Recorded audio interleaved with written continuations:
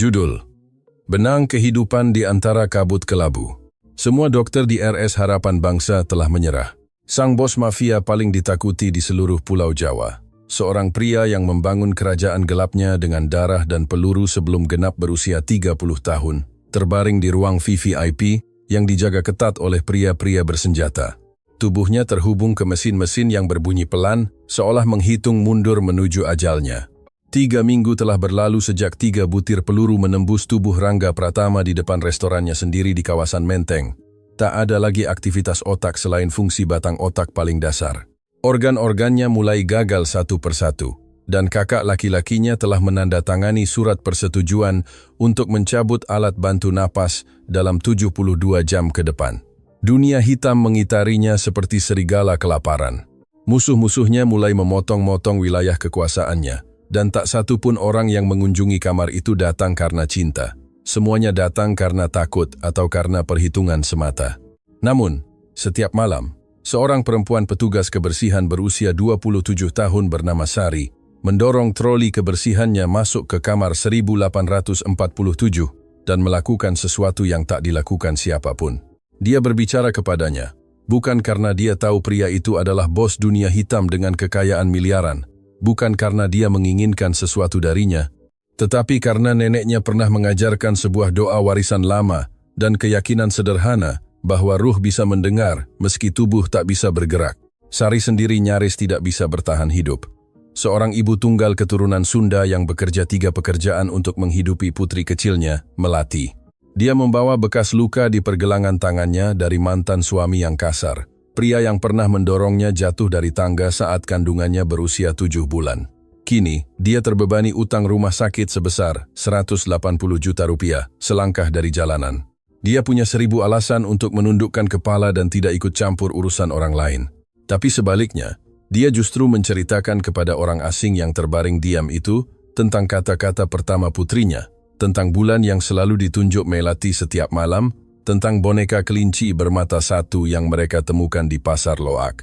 Dan jauh di dalam kabut kelabu koma yang tak berujung itu, pria paling berbahaya di Jakarta berpegangan pada suaranya seperti orang tenggelam yang mencengkeram tali.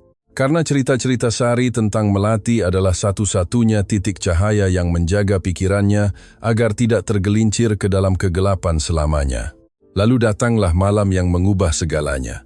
Ketika Sari tidak punya pilihan selain membawa balitanya yang demam dan menangis ke rumah sakit, dan dalam momen keputusasaan murni, meletakkan Melati kecil di atas dada seorang pria yang seluruh dunia sudah menyatakan mati. Apa yang terjadi selama 8 jam berikutnya bukanlah kedokteran, bukan sains, dan tidak ada satu dokter pun yang bisa menjelaskannya. Kalau kisah ini tidak membuat kalian terdiam, tidak ada lagi yang bisa. Tekan tombol suka kalau kalian percaya pada keajaiban. Bagikan ini kepada seseorang yang butuh mendengarnya dan berlangganan supaya kalian tidak ketinggalan apa yang terjadi selanjutnya. Karena kadang-kadang, orang paling berkuasa di ruangan itu bukanlah yang memegang senjata, tapi yang menggendong anak kecil yang tertidur. Dimas berdiri di koridor rumah sakit, punggungnya bersandar ke dinding putih yang dingin. Matanya tertunduk menatap lengan baju yang masih menyimpan noda darah kering bosnya, baju yang tidak pernah ia ganti sejak malam itu. Sudah 3 minggu berlalu dan ia masih bisa mencium bau mesiu, masih bisa mendengar decitan ban di atas aspal basah, masih bisa melihat detik ketika Rangga ambruk di trotoar depan restoran di kawasan Menteng. Matanya terbuka lebar menatap langit malam, seolah terkejut bahwa kematian bisa datang dengan cara sebiasa itu. Dimas menembak jatuh kedua penembak di tempat. 2 tembakan bersih ke kepala. Tapi ketika ia berlutut di samping Rangga, darah sudah menggenang di bawah punggung bosnya dan mata kelabu itu sudah tertutup. Ia berteriak memanggil ambulans, menekan kedua tangannya ke luka di dada Rangga sampai para medis tiba. Dan sejak malam itu, ia tidak pernah meninggalkan rumah sakit sekalipun. Dimas mengenal Rangga sejak mereka berdua masih bocah di Gang Miskin, Kampung Melayu, Jakarta Timur. Ia ingat hari ketika Rangga berusia 14 tahun, berdiri di dapur yang kotor, menyaksikan jasad ayahnya dibawa pulang dengan 2 peluru di dada. Hadiah dari Hendra Gunawan setelah ayah Rangga menolak menyerahkan wilayah selatan. Rangga tidak menangis hari itu, tidak menangis di pemakaman, tidak menangis ketika ibunya meninggal karena duka setahun kemudian. Sebagai gantinya, ia diam-diam berubah menjadi sesuatu yang ditakuti seluruh kampung. Di usia 16, Rangga memegang senjata pertamanya. Di usia 18, ia menguasai 3 blok wilayah. Di usia 21, ia mengambil alih seluruh jaringan Jakarta Pusat bagian utara. Sebelum usianya genap 30 tahun, ia sudah membangun kerajaan Pratama menjadi kekuatan bawah tanah terbesar di Pulau Jawa melalui perpaduan kecerdasan setajam pisau dan kekerasan tanpa ampun. Tapi sekarang kerajaan itu retak hari demi hari. Berita tentang komanya Rangga menyebar lebih cepat dari peluru manapun. Dan Hendra Gunawan, pria yang membunuh ayah Rangga 22 tahun lalu, mencium bau darah di dalam air. Di minggu pertama, Hendra merebut 2 wilayah selatan nyaris tanpa perlawanan. Di minggu kedua, 3 sekutu lama Pratama diam-diam berpindah pihak tanpa pengumuman, cukup dengan tidak lagi mengangkat telepon dari Dimas. Di minggu ketiga, pendapatan dari operasi bawah tanah turun lebih dari separuh, dan mereka yang dulu menunduk pada nama Pratama mulai berbisik bahwa segalanya sudah berakhir. Dimas berdiri di depan kamar 1847 setiap hari, mengamati para pengunjung. Para kepala wilayah datang untuk bertanya siapa yang akan mengambil kekuasaan kalau bos meninggal. Mata mereka penuh kalkulasi, bukan duka. Mitra bisnis datang untuk mengonfirmasi rumor, lalu keluar dengan telepon di telinga menghubungi pengacara atau Hendra Gunawan. Para manajer restoran datang bertanya siapa yang akan menandatangani gaji bulan ini. Wanita-wanita cantik yang dulu mengelilingi Rangga di pesta-pesta lenyap tanpa jejak seolah mereka tidak pernah ada. Tidak ada satu tetes air mata yang tulus. Tidak ada satu doa yang sungguh-sungguh. Tidak ada yang datang karena merindukan Rangga, karena mencintai Rangga, karena ingin dia hidup. Ruang rumah sakit mewah dengan pemandangan taman menteng. Bunga segar yang diganti setiap hari oleh pihak rumah sakit, spray bersih tanpa noda, dan mesin-mesin tercanggih yang bisa dibeli uang, terasa lebih dingin dari kamar jenazah manapun yang pernah Dimas masuki. Setidaknya di kamar jenazah, ada orang yang datang menangis.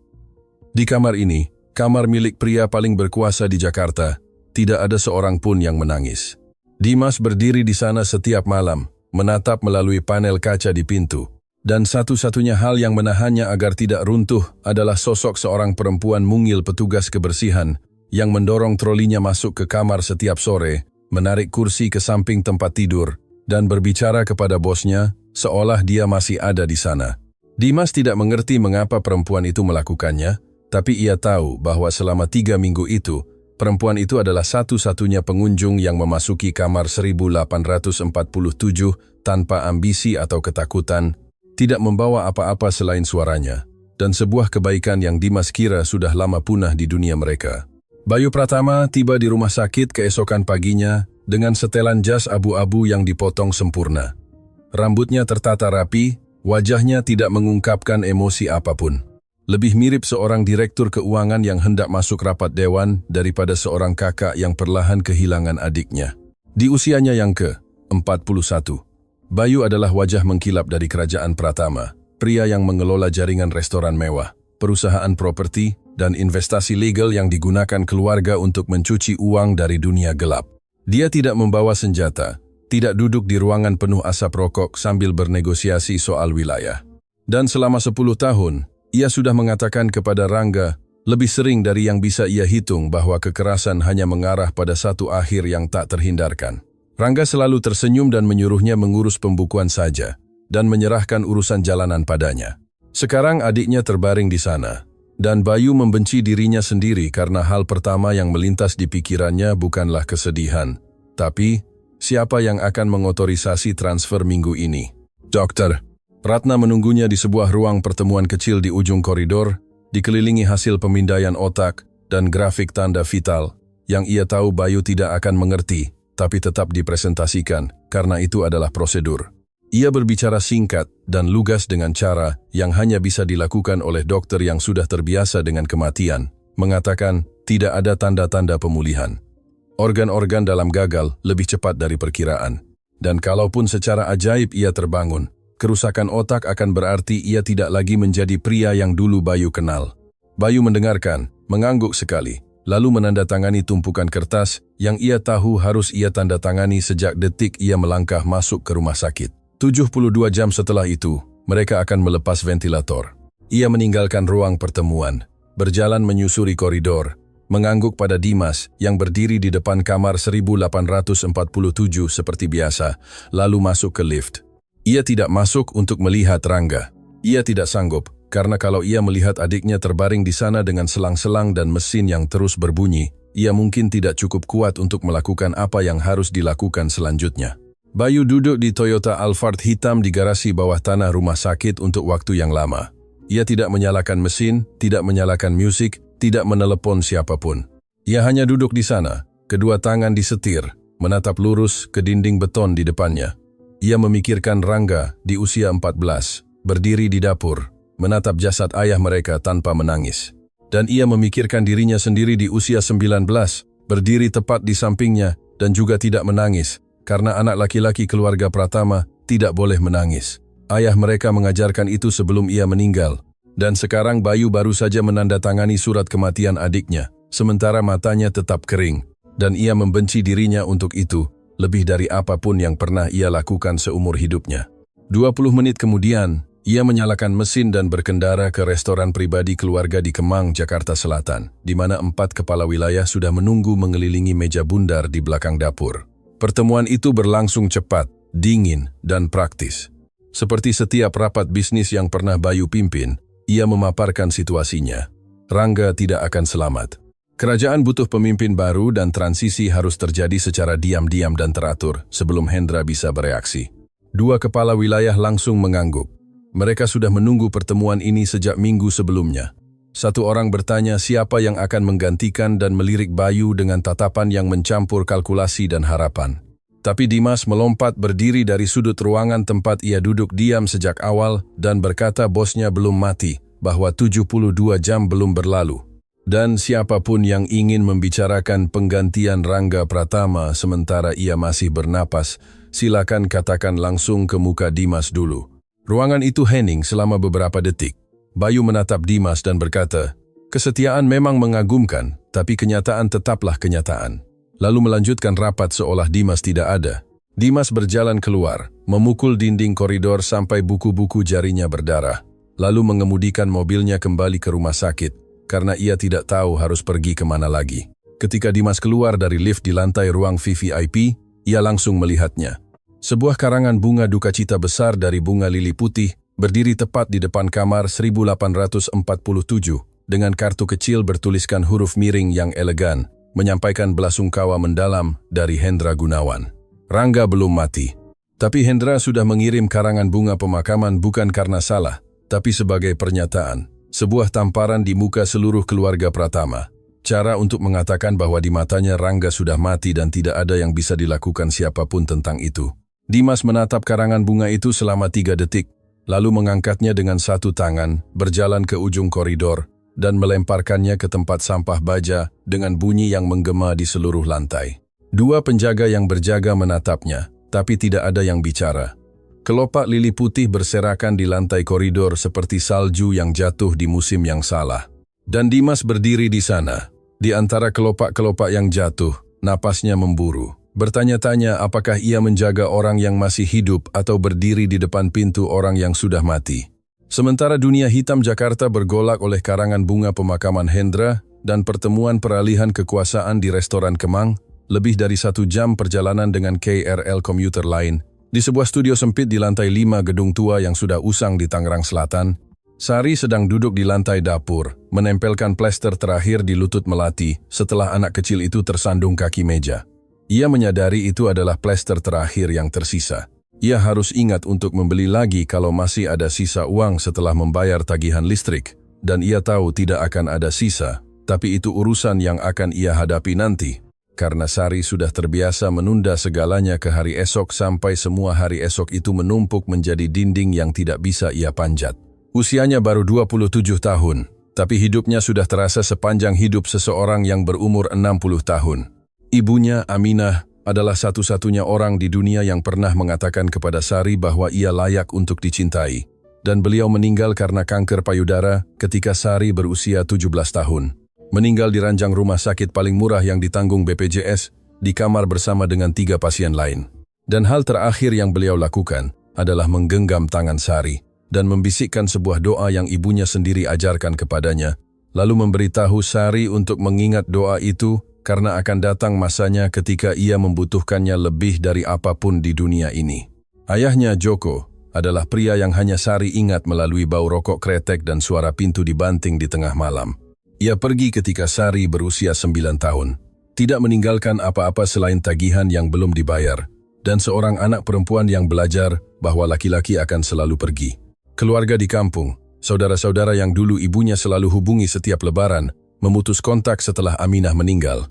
Bukan karena kejam, tapi karena kemiskinan di kedua sisi tidak memungkinkan mereka memelihara hubungan yang tidak memberi manfaat praktis. Sari berusia 17 tahun tanpa ibu, ditinggal ayah, sendirian di dunia. Dan ketika Fikri muncul di warung makan tempat ia mencuci piring, dengan senyum lebar dan tangan hangat yang menariknya mendekat, Sari percaya Allah akhirnya mendengar doanya. Fikri 6 tahun lebih tua, seorang tukang ledeng yang penghasilannya cukup untuk menyewa satu kamar kos di Depok. Dan selama 6 bulan pertama, ia adalah pria paling baik yang pernah Sari kenal. Lalu 6 bulan berikutnya ia berubah menjadi mimpi buruk.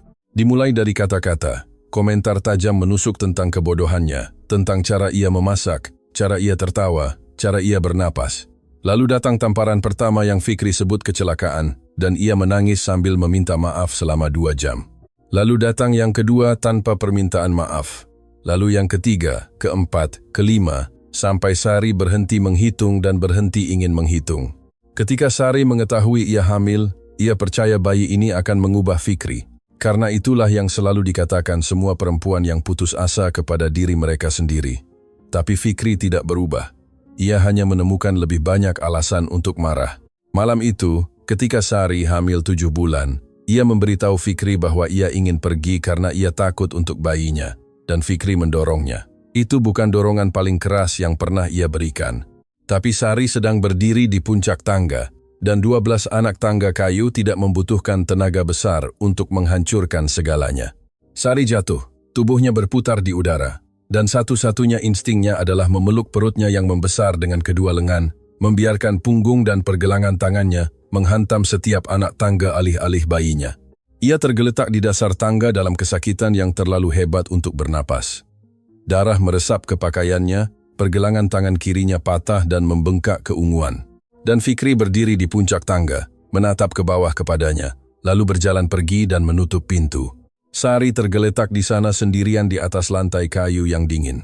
Satu tangan mencengkeram perutnya, tangan yang lain terkulai patah di sampingnya. Dan ia mulai membacakan doa yang diajarkan ibunya, yang diajarkan neneknya, mengulanginya lagi dan lagi sampai seorang tetangga mendengar rintihannya dan menelepon ambulans. Melati lahir 2 bulan lebih awal melalui operasi sesar darurat di RSUD Tangerang Selatan. Beratnya kurang dari 2 kilogram, begitu kecil hingga muat di satu telapak tangan orang dewasa. Sari terbaring di meja operasi menatap langit-langit putih, bertanya kepada perawat apakah Fikri sudah datang, dan perawat menggelengkan kepala dengan tatapan kasihan yang sudah terlalu Sari kenal. Fikri tidak datang hari itu, tidak datang keesokan harinya, tidak datang selamanya. Ia menghilang seperti cara ayahnya menghilang dulu. Meninggalkan bekas luka panjang di pergelangan tangan kiri Sari, dan seorang bayi perempuan yang harus berbaring di inkubator selama 3 minggu sebelum cukup kuat untuk dibawa pulang. Ketika Sari menggendong Melati untuk pertama kalinya, bayinya begitu kecil hingga ia takut akan mematahkannya hanya dengan bernapas. Dan ia membisikkan doa warisan neneknya kepada putrinya, mengatakan mereka akan baik-baik saja meskipun ia tidak tahu bagaimana caranya. Sejak saat itu, setiap pagi ia bangun pukul 5, menyusui Melati, membaringkannya di tempat tidur, bekerja shift pagi di rumah sakit, pulang untuk menyuapi Melati, bekerja shift siang di tempat laundry, pulang untuk menidurkan Melati, lalu bekerja shift malam membersihkan perkantoran. Bukan karena ia pemberani. Sari tidak pernah menganggap dirinya pemberani. Ia hanya tidak punya pilihan selain berdiri. Karena kalau ia berbaring, Melati tidak akan punya siapa-siapa, dan ia lebih baik mati daripada membiarkan putrinya tumbuh sendirian di dunia seperti dirinya dulu. Sementara Sari bangun setiap hari demi putri kecilnya di dunia luar, di suatu tempat yang tidak bisa dijangkau siapapun. Rangga Pratama sedang melayang. Bukan melayang seperti terapung di air atau melayang dalam mimpi, tapi melayang dalam ketiadaan. Hamparan kelabu luas tanpa atas atau bawah, tanpa sebelum atau sesudah, tanpa rasa sakit namun juga tanpa sensasi, tanpa ketakutan namun juga tanpa kedamaian. Hanya kosong. Rangga tidak tahu sudah berapa lama ia di sana. Tidak tahu siapa dirinya, tidak tahu apakah ia hidup atau mati, Dan hampir sepanjang waktu, ia tidak peduli karena ketiadaan menyimpan kekuatan yang tidak pernah dimiliki kekerasan. Ketiadaan menjadikan segalanya lembut tanpa makna, begitu lembut hingga kau bahkan tidak repot-repot untuk melawan. Kadang-kadang suara menembus kabut itu, tapi kebanyakan hampa dan dingin. Suara seorang perempuan mengucapkan kata-kata yang tidak Rangga pahami, sesuatu tentang aktivitas otak dan fungsi batang otak dan prognosis. Suara yang membawa aroma desinfektan dan ketidakberdayaan profesional, seseorang yang terbiasa menyaksikan pasien meninggal. Suara seorang pria yang Rangga rasakan familiar tapi tidak bisa ia kenali, berbicara tentang transisi dan jadwal dan keputusan. Kata-kata tajam seperti pisau memotong kabut sebelum lenyap tanpa jejak. Suara pria lain, lebih muda, berat oleh rasa bersalah dan kemarahan, berkata, "Bos, tolong bangun." Berkata ia tidak bisa menahan semuanya sendirian. Berkata ia menyesal tidak cukup cepat. Dan suara itu membuat Rangga merasa lebih berat, seolah seseorang menariknya lebih dalam alih-alih mengangkatnya ke atas. Lalu ada suara keempat. Suara ini berbeda dari semua yang lain. Tidak membawa istilah medis, tidak membawa kalkulasi strategis, tidak membawa rasa bersalah atau penyesalan. Suara ini bercerita. Suara ini berbicara tentang seorang anak perempuan kecil yang hari ini belajar kata baru. Katanya adalah bulan, dan anak itu menunjuk langit dan tertawa. Dan Rangga tidak tahu apa itu bulan. Tapi cara suara itu membentuk kata tersebut membuatnya merasakan bahwa itu pastilah sesuatu yang indah. Suara itu bercerita tentang boneka kelinci bermata satu, yang dipeluk anak itu setiap malam menjelang tidur. Tentang cara anak perempuan itu menggenggam tangan ibunya di jalan, dan menunjuk segala sesuatu dengan jari mungilnya, bertanya, "Itu apa?" lagi dan lagi tanpa berhenti. Kadang suara itu bercerita tentang hal-hal yang sedih, tentang kelelahan, tentang ketakutan, tentang malam-malam panjang tanpa tidur. Tapi bahkan dalam kesedihan, suara itu membawa sesuatu yang tidak bisa Rangga temukan di suara manapun yang lain. Kehangatan. Kehangatan yang nyata. Bukan kehangatan sanjungan atau kesetiaan yang dipaksakan atau kasih sayang bersyarat, tapi kehangatan seseorang yang berbicara kepadanya tanpa alasan, selain percaya bahwa ia pantas mendengar suara yang baik. Rangga tidak tahu milik siapa suara itu, tidak tahu seperti apa rupanya, tidak tahu apa ia baginya. Tapi setiap kali suara itu muncul, kabut kelabu seolah menipis sedikit.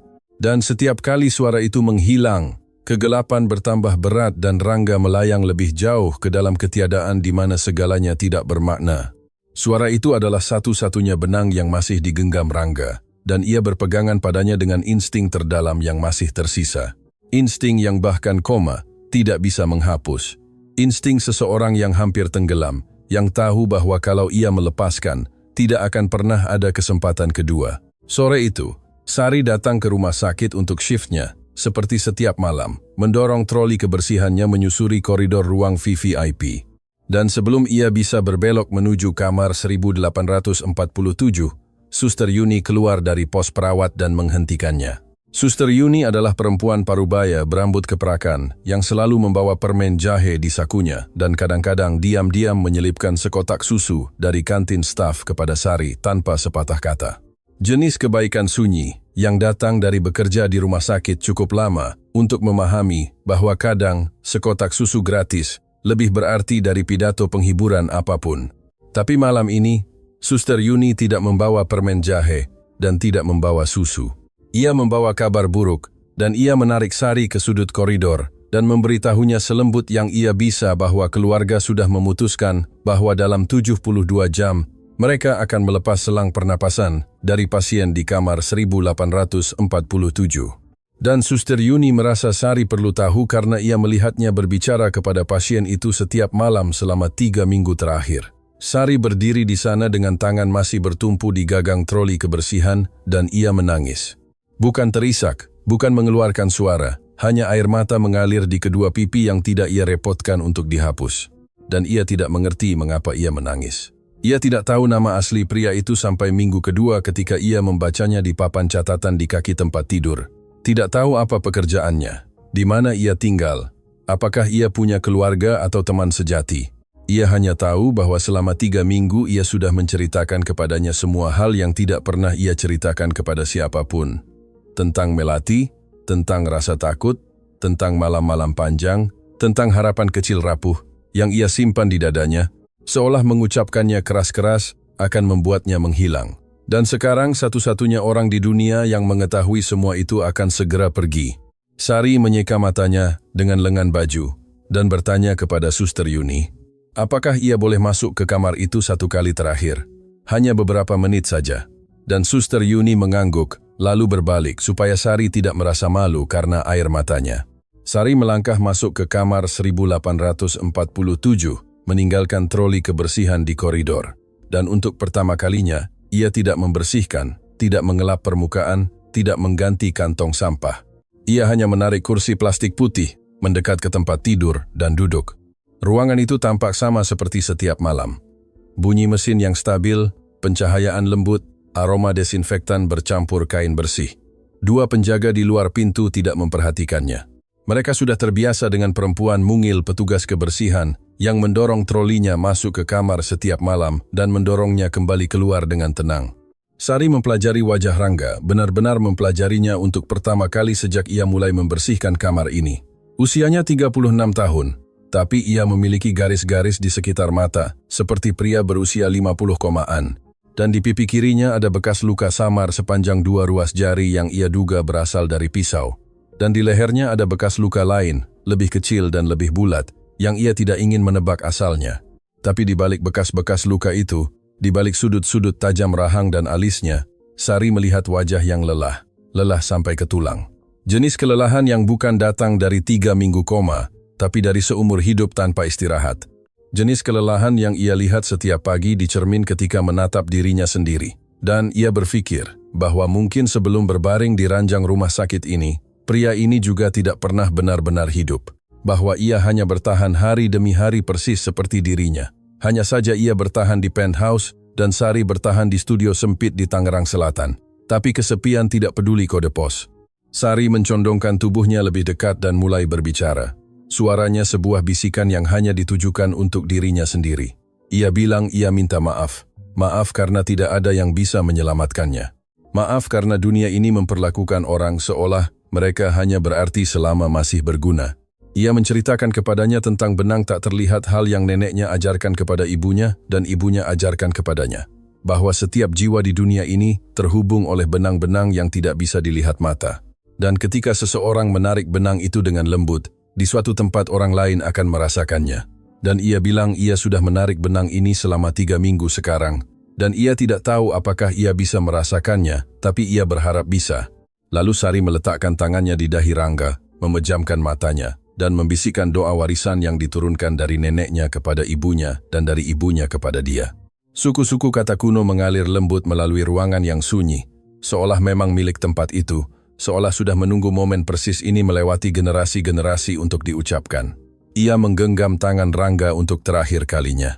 Tangan kasarnya yang pecah-pecah membungkus tangannya yang lebih besar dan lebih hangat. Dan ia menggenggamnya lama sebelum melepaskan. Berdiri, mendorong kursi kembali ke tempatnya, dan berjalan keluar dari kamar tanpa menoleh. Karena ia tahu kalau ia menoleh, ia tidak akan punya kekuatan untuk pergi. Sari membuka pintu studio di lantai 5 gedung di Tangerang Selatan menjelang tengah malam, menjentikkan saklar lampu neon, dan lampunya berkedip 3 kali sebelum akhirnya menyala. Cahaya putih pucat yang membuat segala sesuatu di ruangan tampak lebih buruk dari kenyataannya, meskipun kenyataannya sudah cukup buruk. Ia meletakkan kuncinya di meja papan partikel di dekat pintu, satu kakinya diganjal dengan buku telepon bekas, melepas sepatu larinya yang sudah usang, dan melangkah ke dapur untuk membuka kulkas. Di dalamnya ada setengah kotak susu yang hampir kedaluarsa, sepotong tempe dibungkus aluminium foil, 3 butir telur, dan 1 galon air minum. Ia menutup kulkas pelan-pelan. Seolah menutupnya lebih keras akan membuat sedikit bahan di dalamnya menghilang. Di samping tempat tidur, Melati duduk di lantai di antara tumpukan bantal dan selimut, memeluk boneka kelinci bermata satu di pelukannya. Mata bulatnya yang besar mengamati ibunya masuk. Bu Tuti sudah kembali ke tempatnya sendiri di ujung lorong sekitar pukul 21.00 setelah memberi Melati makan malam nasi putih dan telur goreng. Dan sejak itu Melati menunggu sendirian di apartemen yang terkunci tanpa menangis karena ia sudah terbiasa. Belum genap 2 tahun dan sudah terbiasa menunggu. Terbiasa ibunya selalu pergi dan selalu kembali, dan mengetahui bahwa ibunya akan kembali sudah cukup. Sari duduk di lantai di sampingnya, dan Melati memiringkan kepalanya dan menatapnya dengan mata yang terlalu tua untuk usianya. dan bertanya. Mama sedih, suara mungil yang jernih. Dan Sari mencoba tersenyum dan berkata, tidak, Mama cuma capek, tapi matanya masih merah dari saat meninggalkan kamar 1847. Dan ia tahu ia tidak bisa membohongi siapapun, bahkan anak kecil yang belum genap 2 tahun. Teleponnya bergetar di saku. Sari mengeluarkannya dan merasakan darah di nadinya membeku. Fikri, 2 tahun tanpa tanda apapun. 2 tahun perlahan mulai percaya bahwa ia benar-benar sudah pergi. Dan sekarang namanya muncul di layar retak teleponnya seperti hantu dari mimpi buruk yang ia kira sudah berakhir. Pesannya pendek, dingin dan diperhitungkan sampai ke setiap kata. Ia bilang ia sudah bicara dengan pengacara, bahwa ia akan mengajukan gugatan hak asuh anak karena ia dengar Sari meninggalkan anak sendirian di malam hari untuk bekerja, dan itu bisa jadi dasar bagi pengadilan untuk mempertimbangkan ulang. Dan kalau ia ingin menyelesaikannya secara baik-baik, ia harus menelepon balik. Sari tahu Fikri punya catatan KDRT. Tahu bahwa dengan catatan itu, hampir tidak ada pengadilan di Jakarta yang akan memberinya hak asuh. Tahu ini tidak lebih dari pemerasan murahan oleh seorang pengecut. Tapi Sari juga tahu sesuatu yang lain, yang Fikri tahu lebih baik dari siapapun. Untuk merespons gugatan, ia butuh pengacara, dan pengacara keluarga di Jakarta mematok biaya antara 3 juta sampai 5 juta per konsultasi. Dan bahkan, kalau ia menang, biaya hukum tetap akan jatuh antara 75 juta rupiah sampai 150 juta rupiah, yang tidak ia punya, tidak pernah ia punya, dan tidak tahu kapan akan punya. Fikri tidak menginginkan Melati. Fikri tidak pernah menginginkan Melati. Ia menginginkan uang, atau kekuasaan, atau melihat Sari ketakutan, atau ketiganya sekaligus. Dan bagian terburuknya adalah itu berhasil. Sri duduk di lantai menatap pesan itu sampai huruf-hurufnya kabur oleh air mata, lalu menghapusnya dengan jari gemetar. Seolah menghapusnya akan membuatnya tidak nyata. Meletakkan telepon tertelungkup di lantai, dan menarik Melati ke pelukannya dan memeluknya erat. Anak itu tidak mengerti apa yang terjadi, tapi naluri seorang anak yang dibesarkan dalam ketidakstabilan, membuat Melati terdiam dan memeluk ibunya balik dengan kedua lengan kecilnya.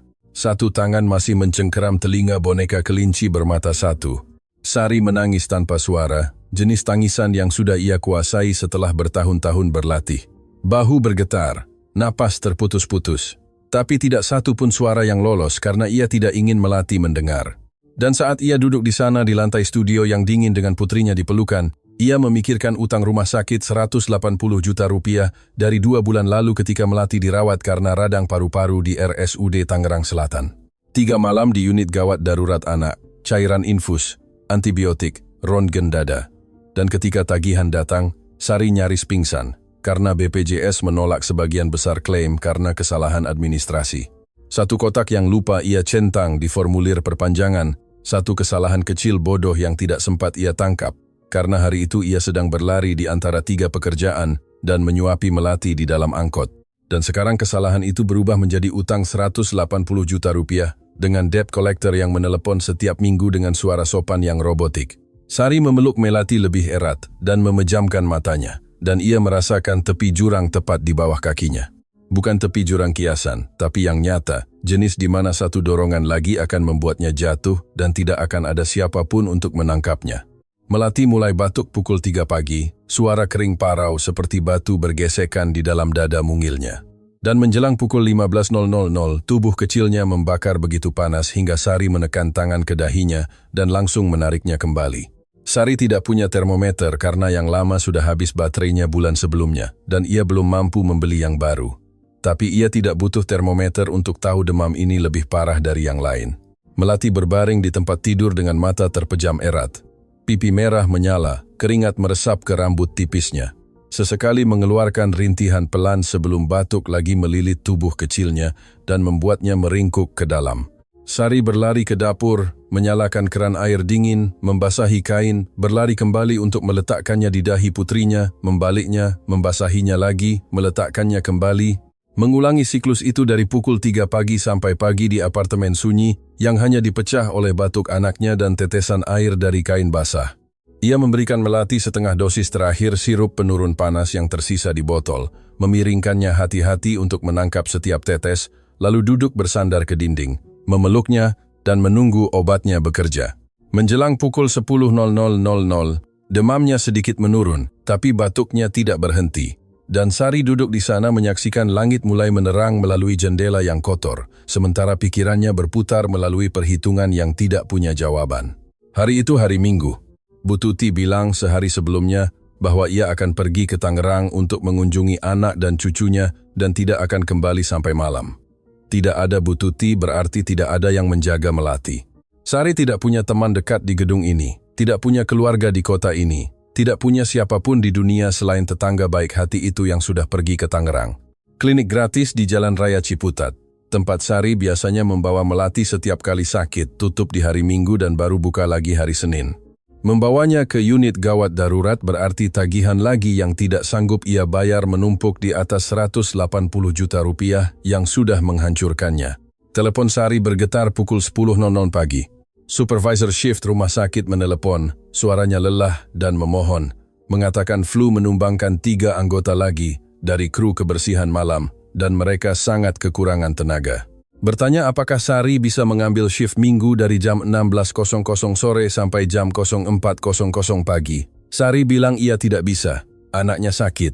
Supervisor itu diam sedetik, lalu mengucapkan 2 kata yang ia tahu Sari tidak bisa menolak. Gaji 2 kali lipat. Sari memejamkan matanya. Gaji 2 kali lipat untuk shift 12 jam berarti cukup untuk menutup sewa bulan ini yang sudah diingatkan pemilik kontrakan 2 kali. Berarti cukup untuk membeli obat demam dan antibiotik kalau Melati membutuhkannya. Berarti mempertahankan atap di atas kepala mereka selama 30 hari lagi sebelum krisis berikutnya. Berarti tidak dilempar ke jalanan Jakarta di musim hujan dengan balita demam di gendongan. Sari membuka matanya dan menatap Melati yang tidur di tempat tidur. Pipinya masih merah, satu tangan mencengkeram telinga boneka kelinci bermata satu. Napasnya berat tapi lebih stabil sekarang karena obat sudah mulai bekerja. Ia memberitahu supervisor bahwa ia akan datang. Lalu ia duduk di tepi tempat tidur untuk waktu yang lama, memandangi putrinya tidur, membenci dirinya sendiri karena keputusan itu. Tapi tahu itu bukan benar-benar sebuah keputusan sama sekali. Itu adalah kepasrahan terhadap jenis aritmatika yang dipaksa diselesaikan oleh orang-orang miskin setiap hari. Persamaan di mana setiap jawaban salah dan kau hanya bisa memilih yang paling tidak salah. Pukul 17.00 sore, Sari memandikan Melati dengan air hangat, memakaikan piyama bersih yang ia punya, memberinya sedikit sirup obat batuk yang ia temukan di belakang lemari yang sudah kedaluarsa 2 bulan, tapi lebih baik daripada tidak ada sama sekali. Ia membungkus Melati dalam selimut paling tebal yang mereka miliki, menyelipkan boneka kelinci bermata satu ke tangannya, menarik topi rajut menutupi kepalanya, dan mengangkatnya ke pundak. Melati tidak menangis. Ia hanya menyandarkan kepalanya ke leher ibunya dan bernapas panas menembus kain bajunya. Dan Sari meninggalkan studio, mengunci pintu, berjalan menuruni 5 lantai tangga karena liftnya sudah rusak sejak minggu sebelumnya. Melangkah keluar ke jalan, naik angkot di tengah dinginnya hujan yang mengiris wajah mereka, dan menuju RS Pondok Indah dengan anak sakitnya di gendongan. Dan tidak ada apa-apa lagi di saku jaketnya selain kunci apartemen dan kartu identitas karyawan. Sari tiba di rumah sakit pukul 18.00 sore, menggendong Melati dan masuk melalui pintu karyawan di belakang gedung agar tidak terlihat. Dan hal pertama yang ia lakukan adalah pergi ke ruang istirahat staf di basement. Sebuah ruangan kecil dengan 2 bangku panjang berlapis vinil hijau, meja kayu tua, microwave, dan 1 teko kopi yang diseduh seseorang di shift sebelumnya dan lupa dibuang. Ia menggelar selimut yang dibawanya di atas bangku yang menempel ke dinding, perlahan membaringkan Melati, menyanggakan kepalanya di atas jaket yang dilipat sebagai bantal, menyelipkan boneka kelinci bermata satu ke pelukannya, lalu mundur selangkah dan menatapnya. Melati berbaring meringkuk di bangku, begitu kecil sehingga lebih dari separuh bangku masih kosong. Pipinya merah menyala karena demam, napasnya masih berat, tapi ia sudah tertidur di angkot dan belum terbangun. Sari menarik napas dalam dan naik ke atas untuk absen masuk. Dan sejak detik itu, pertarungan antara seorang ibu dan seorang petugas kebersihan dimulai. Ia membersihkan kamar-kamar di lantai 3. Setiap 15 menit meletakkan pel dan berlari turun ke basement untuk mengecek Melati. Lalu berlari naik lagi untuk melanjutkan. Ia membersihkan kamar-kamar di lantai 5, 15 menit turun, 15 menit naik. Kakinya nyeri karena tangga, tapi ia tidak berani naik lift karena takut berpapasan dengan supervisor dan harus menjelaskan kenapa ia terengah-engah dan berkeringat menembus bajunya di tengah musim hujan. Setiap kali ia membuka pintu ruang istirahat, ia menahan napas sampai melihat Melati masih berbaring di sana, masih bernapas, masih memeluk boneka kelincinya, dan setiap kali ia harus melawan naluri untuk meraupnya dan lari pulang.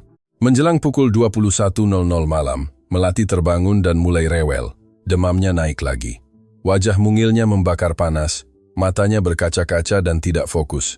Dan ia mulai memanggil mama dengan suara rapuh, mengulanginya seperti doa di mana satu-satunya kata yang ia tahu adalah nama ibunya.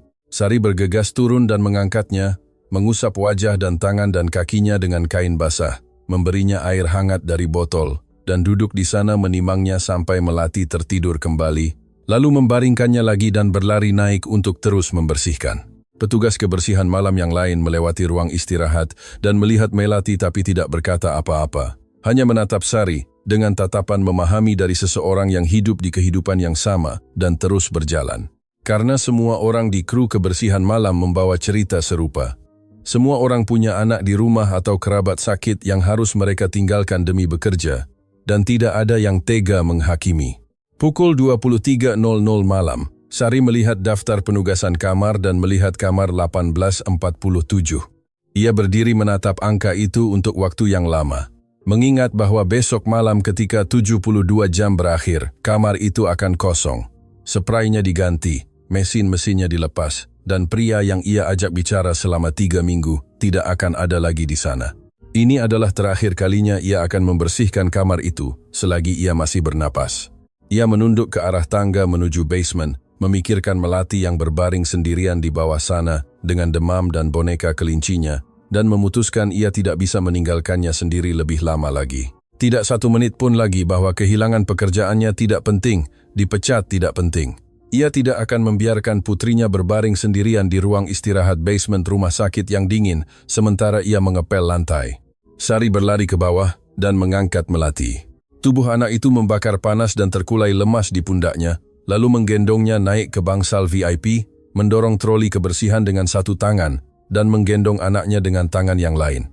Ketika ia tiba di kamar 1847, 2 penjaga malam menatapnya, lalu menatap anak di pundaknya.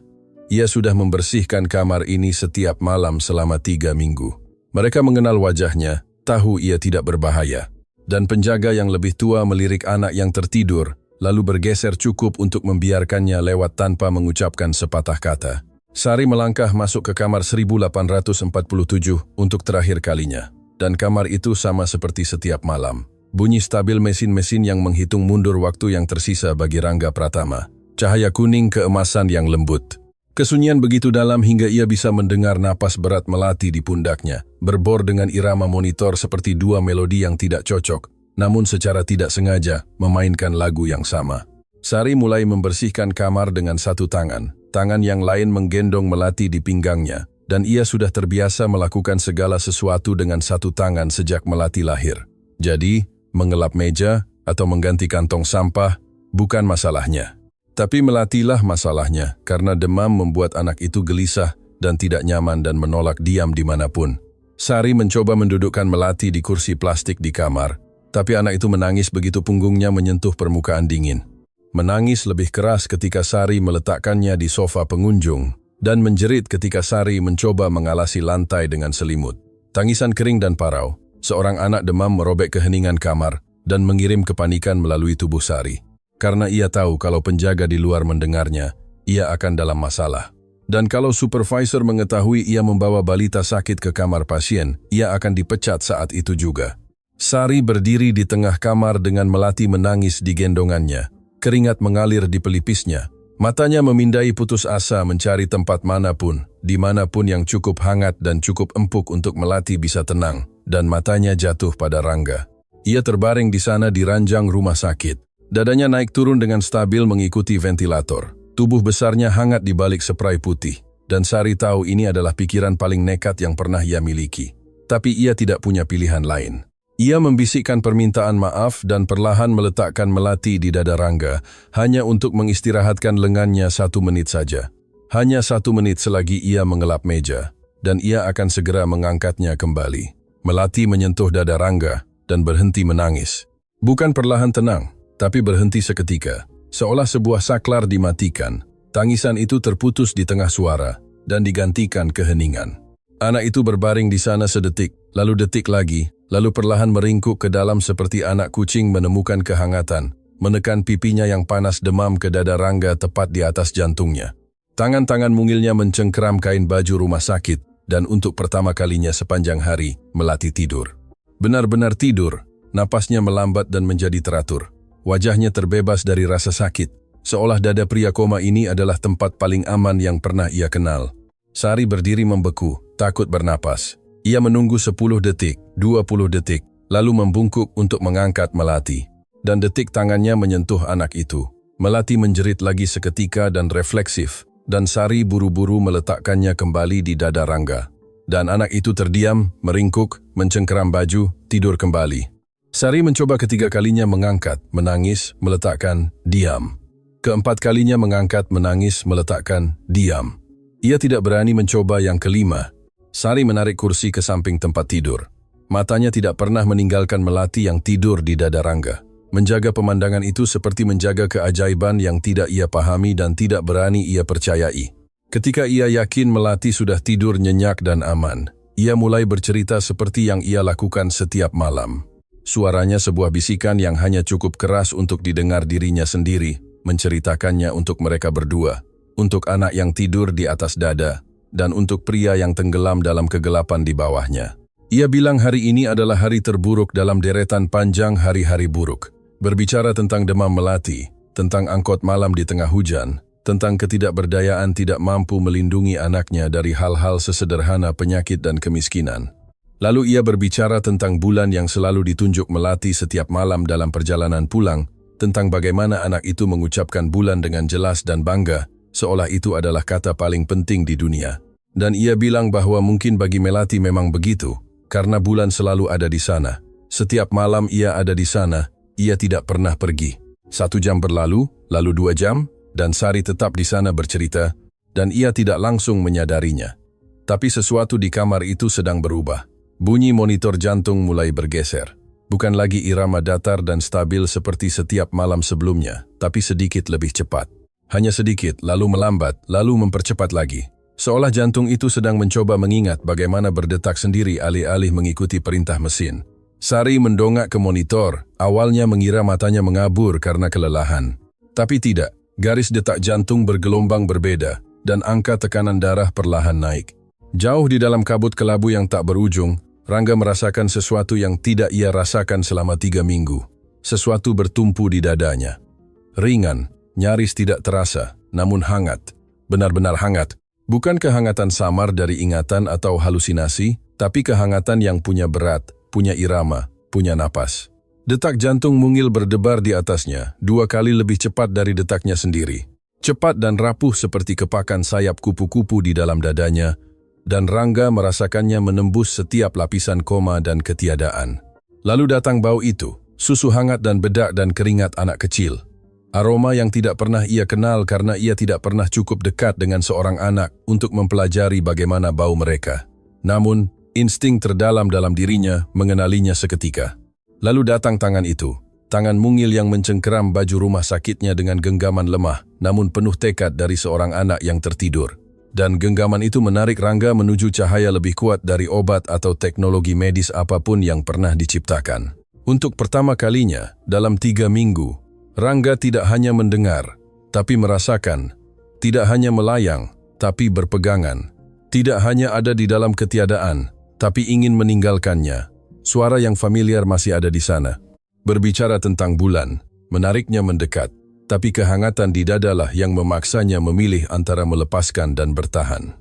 Pukul 03.00 pagi, jari telunjuk tangan kanan Rangga Pratama berkedut, gerakan kecil yang terlalu halus untuk diperhatikan. Kecuali seseorang sedang memperhatikan dengan saksama. Tapi Sari sedang menggenggam tangannya, dan ia merasakannya. Ia berhenti bernapas, jantungnya berdetak kencang, matanya terkunci pada tangannya, menunggu, dan jari itu bergerak lagi. Lalu seluruh tangan itu perlahan menutup menggenggam jarinya.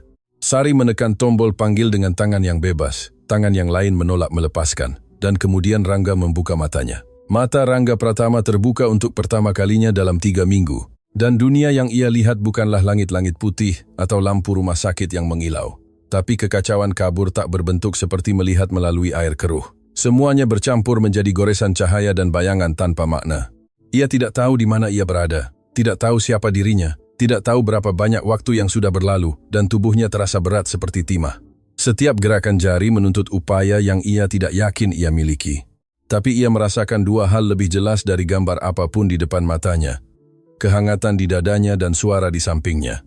Penglihatannya perlahan fokus. Dan hal pertama yang dilihat Rangga dengan jelas adalah mahkota tipis rambut coklat muda tepat di bawah dagunya. Kepala mungil bersandar di dadanya. Tangan kecil yang tidak lebih besar dari setengah telapak tangannya mencengkeram tepi baju rumah sakit. Seorang anak dari cerita-cerita yang diceritakan suara itu kepadanya setiap malam. Rangga tidak tahu namanya, tidak tahu seperti apa rupanya sampai detik ini. Tapi ia tahu ini adalah anak yang mencintai bulan, anak yang tidur memeluk boneka kelinci bermata satu, anak yang suara itu cintai lebih dari apapun di dunia. Dan entah bagaimana anak itu berbaring di dadanya, dan napas ringannya adalah benang yang menariknya kembali dari ketiadaan. Rangga menggeser matanya ke samping dan melihatnya. Perempuan yang duduk di kursi plastik putih di samping tempat tidur, kurus. Rambut coklat tua yang diikat asal-asalan, mata hijau yang bengkak dan merah. Air mata mengalir di pipinya yang tidak ia repotkan untuk dihapus. Hanya menatapnya dengan ketidakpercayaan, pemilik suara itu. Rangga mencoba berbicara, tapi tenggorokannya kering dan kaku setelah 3 minggu tidak digunakan, dan bibirnya hanya bergerak tanpa suara. Sari menekan tombol panggil perawat lagi. Kali ini berulang-ulang, dan dalam waktu kurang dari 1 menit, kamar yang sunyi berubah menjadi badai. Perawat jaga bergegas masuk, melihat mata Rangga terbuka. Membeku sedetik dalam ketidakpercayaan, lalu berputar dan berlari ke koridor, berteriak memanggil dokter jaga. Perawat lain bergegas masuk, lalu 2, lalu 3, lampu menyala terang. Seseorang mendorong masuk troli peralatan, seseorang memeriksa monitor, seseorang menelepon dokter. Ratna di rumahnya pukul 03.00 pagi dengan suara gemetar mengatakan, "Dokter, pasien di kamar 08N47 sudah sadar." Ya, benar-benar sadar. Mata terbuka dan responsif. Di tengah kekacauan, seorang perawat melihat Melati berbaring di dada Rangga dan melangkah maju untuk mengangkat anak itu. Karena ini adalah pelanggaran serius. Seorang anak tak dikenal di atas ranjang pasien perawatan intensif. Dan ketika tangannya masuk ke bawah Melati, tangan Rangga terangkat pelan, gemetar, lemah sampai nyaris tidak punya tenaga. Tapi disengaja dan jelas, tangannya mendarat di punggung Melati, melindunginya, menahannya di sana, dan mata kelabunya yang masih berkabut menatap perawat itu dengan tatapan yang bahkan dari ranjang rumah sakit setelah 3 minggu koma membuatnya berhenti dan mundur selangkah. Itu adalah gerakan sadar pertama Rangga Pratama dalam 3 minggu. Dan ia menggunakannya bukan untuk menyentuh wajahnya sendiri, bukan untuk meraih tombol panggil, bukan untuk melakukan apapun untuk dirinya sendiri, tapi untuk menjaga seorang anak yang belum pernah ia temui tetap berbaring aman di dadanya. Melati tidak terbangun. Ia tidur menembus kekacauan, menembus langkah-langkah berlari, dan suara-suara mendesak dan lampu yang menyala terang.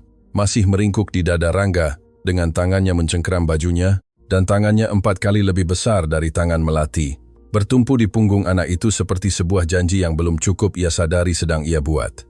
2 penjaga di luar mendengar keributan dan menerobos masuk dengan senjata terhunus, melihat mata bos mereka terbuka, dan yang lebih tua segera mundur ke koridor dan mengeluarkan teleponnya untuk menghubungi Dimas.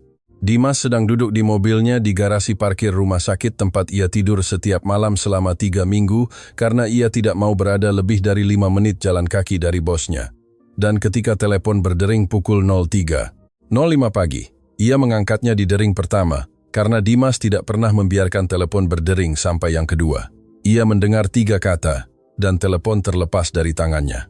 Dimas duduk di sana menatap kegelapan. Seluruh tubuhnya gemetar tak terkendali. Jenis gemetar yang datang ketika seseorang sudah menahan semuanya selama berminggu-minggu, dan tubuh akhirnya mengkhianatinya dengan melepaskan semuanya sekaligus. Ia mengambil teleponnya, menghubungi Bayu dengan jari-jari yang gemetar begitu parah, hingga ia harus mencoba 3 kali. Dan ketika Bayu menjawab dengan suara kesal setengah tidur seorang pria yang dibangunkan pukul 03.00 pagi, Dimas hanya berhasil mengucapkan 1 kalimat. Dia sudah sadar. Ada keheningan di saluran. Keheningan yang panjang, cukup panjang hingga Dimas mengira panggilan terputus. Lalu Bayu berbicara dengan suara yang belum pernah Dimas dengar darinya sebelumnya. Suara yang pecah di tepi setiap kata, seperti air yang meluap melalui bendungan yang retak. Aku kesana sekarang. Sebelum fajar benar-benar menyingsing, kabar bahwa Rangga Pratama telah sadar dari komanya menyebar ke seluruh dunia hitam Jakarta lebih cepat dari peluru manapun yang pernah ia tembakkan. Dari barbar di Mangga Besar sampai klub malam di Blok M, dari gudang-gudang di Kampung Melayu sampai penthouse di Kuningan, telepon berdering dan pesan berterbangan, dan reaksi terpecah bersih menjadi dua. Mereka yang tetap setia menghela napas lega, dan mereka yang sudah berpindah pihak mulai berkeringat dingin. Di Villa Megah di Puncak Bogor, Hendra Gunawan sedang duduk di ruang kerjanya yang berlapis kayu jati minum kopi hitam pukul 5 pagi, ketika kepala wilayahnya mengetuk dan masuk dengan wajah pucat dan berkata, "Pratama sudah sadar." Hendra tidak berkata apa-apa selama 3 detik. Lalu ia mempererat genggamannya pada cangkir kopi dan meremasnya sampai pecah. Kopi dan darah bercampur di antara pecahan di atas meja kayu, dan ia menatap tangannya yang berdarah tanpa perubahan ekspresi apapun. Karena Hendra Gunawan baru saja memahami bahwa pria yang sudah ia nyatakan mati dengan karangan bunga duka cita ternyata tidak mati sama sekali, tapi akan kembali. Dan ketika Rangga Pratama kembali, hal pertama yang akan ia ingat adalah karangan bunga itu. Di hari-hari berikutnya, Rangga Pratama pulih dengan cara yang oleh Dr. Ratna disebut sebagai sesuatu yang tidak pernah saya temukan di buku kedokteran manapun yang pernah saya baca. Fungsi otaknya kembali hampir sepenuhnya. Kemampuan kognitif datang kembali satu persatu. Ingatan utuh, bahasa utuh, fungsi motorik lemah, tapi membaik setiap hari. Dan ia tidak bisa menjelaskannya dengan teori ilmiah, apapun selain mengangkat bahu dan mengakui bahwa kadang-kadang tubuh manusia melakukan hal-hal yang belum bisa dijelaskan kedokteran. Pemulihan fisik sangat menyiksa. 3 minggu tidak bergerak telah melemahkan otot-ototnya, dan setiap usaha untuk duduk terasa seperti ditembak 3 peluru lagi. Tapi ia menanggungnya tanpa keluhan, karena Rangga Pratama sudah pernah ditikam, dipukuli, dikelaparan, dan disiksa cukup sering di kehidupan nyata untuk tahu bahwa rasa sakit hanyalah sinyal dari tubuh, dan sinyal bisa diabaikan. Yang tidak bisa ia abaikan adalah ingatan malam itu, kabur tapi pasti. Kehangatan di dadanya, detak jantung mungil, bau susu, dan wajah perempuan yang menangis di samping tempat tidurnya ketika ia membuka mata. Di hari ketiga setelah sadar, ketika Rangga sudah cukup kuat untuk duduk bersandar bantal dan berbicara tanpa kehabisan napas, ia memanggil Dimas masuk ke kamar dan bertanya dengan suara serak tapi mantap, "Siapa perempuan dari malam itu?" Dimas sudah menunggu pertanyaan itu. Ia menyerahkan sebuah berkas tipis kepada Rangga, hasil penyelidikan yang ia perintahkan di pagi hari ketika Rangga sadar. Karena Dimas mengenal bosnya dan tahu hal pertama yang akan Rangga tanyakan, bukan tentang kerajaan, bukan tentang Hendra, bukan tentang wilayah atau uang, tapi tentang dia. Sari, 27 tahun, lahir di Tangerang Selatan, keturunan Sunda, ibu tunggal, 1 anak perempuan bernama Melati, hampir 2 tahun, petugas kebersihan di RS Harapan Bangsa, shift sore dan malam. Pekerjaan tambahan di tempat laundry di Ciputat dan membersihkan perkantoran untuk perusahaan jasa kebersihan di Jakarta Pusat. Tinggal di studio lantai 5 sebuah gedung di Ciputat, Tangerang Selatan. Tidak ada catatan kriminal, tidak ada perkara perdata, tidak ada hubungan dengan organisasi kriminal manapun. Tidak ada utang judi, tidak ada keterlibatan narkoba, benar-benar bersih. Begitu bersih sehingga Dimas memerintahkan pemeriksaan dijalankan 2 kali. Karena di dunia mereka tidak ada orang sebersih itu yang kebetulan muncul di samping ranjang rumah sakit seorang bos. Tapi ia memang benar-benar bersih. Benar-benar kebetulan. Benar-benar hanya seorang petugas kebersihan yang mendorong troli masuk ke kamar setiap malam dan berbicara kepada pria koma hanya karena kebaikan hati. Dan Dimas memberitahu Rangga, tidak mampu menyembunyikan ketidakpercayaannya sendiri, bahwa ia tidak punya motif apapun. Ia bahkan tidak tahu siapa bosnya. Rangga menyelesaikan berkas itu, melipatnya, meletakkannya di perutnya, dan berkata, "Bawa dia ke sini." Dimas mengangguk dan pergi. Dan 2 jam kemudian, Sari berdiri di pintu kamar 1847 dalam seragam biru muda petugas kebersihan. Rambut diikat ekor kuda, mata tertunduk, tangan tergenggam erat di depan perut karena ia tidak tahu harus berbuat apa dengannya. Seorang pria berjas mengantarnya ke sini dan memberitahu bahwa pasien di kamar 1847 ingin menemuinya, dan Sari mengikuti karena ia merasa tidak punya hak untuk menolak. Dan sekarang ia berdiri di ambang pintu, menatap ke dalam kamar, dan melihat Rangga Pratama dalam keadaan sadar untuk pertama kalinya. Ia terlihat jauh lebih kurus setelah 3 minggu. Tulang pipi lebih tajam, cekungan mata lebih dalam. Tapi mata kelabu itu hidup. Hidup dengan cara yang membuat Sari menelan ludah dan ingin mundur selangkah. Itu bukan mata pasien rapuh yang baru saja lolos dari kematian. Itu adalah mata dingin dan tajam dari seorang pria yang sudah cukup melihat dunia untuk tidak lagi terkejut oleh apapun, dan mata itu terpaku padanya tanpa berkedip seolah membaca setiap halaman kehidupannya. Sari melangkah masuk dan pintu tertutup di belakangnya. Kamar itu hening kecuali bunyi monitor. Rangga mempelajarinya untuk waktu yang lama, dan Sari membalas tatapannya. Dan tidak ada di antara mereka yang berbicara begitu lama hingga udara terasa berat. Lalu Rangga berbicara. Suaranya masih kasar dan lambat, tapi setiap kata jelas. Kamu bicara padaku setiap malam. Kenapa? Bukan pertanyaan, tapi tuntutan penjelasan. Nada seorang pria yang terbiasa memberi perintah daripada bertanya. Sari menatapnya dan menjawab. Lebih lembut dari yang ia maksudkan karena tenggorokannya tercekat. Karena tidak ada orang lain yang melakukannya. Setiap malam aku masuk ke sini untuk bersih-bersih, dan kamu terbaring di sana sendirian. Tidak ada yang mengajakmu bicara, tidak ada yang menggenggam tanganmu. Dan nenek saya mengajarkan bahwa ruh bisa mendengar walau tubuh tak bisa. Jadi aku berbicara padamu karena aku pikir mungkin kamu butuh mendengar suara yang tidak meminta apa-apa darimu. Rangga tidak langsung bereaksi. Ia terus menatapnya beberapa detik lagi, lalu mengatakan hal yang tidak siap Sari dengar. Aku mendengarmu semuanya. Aku mendengar tentang putrimu yang belajar kata bulan. Aku mendengar tentang boneka kelinci bermata satu. Aku mendengar kamu bercerita tentang malam terburuk dan naik angkot di tengah hujan. Aku mendengar doa yang kamu bisikkan di dahiku.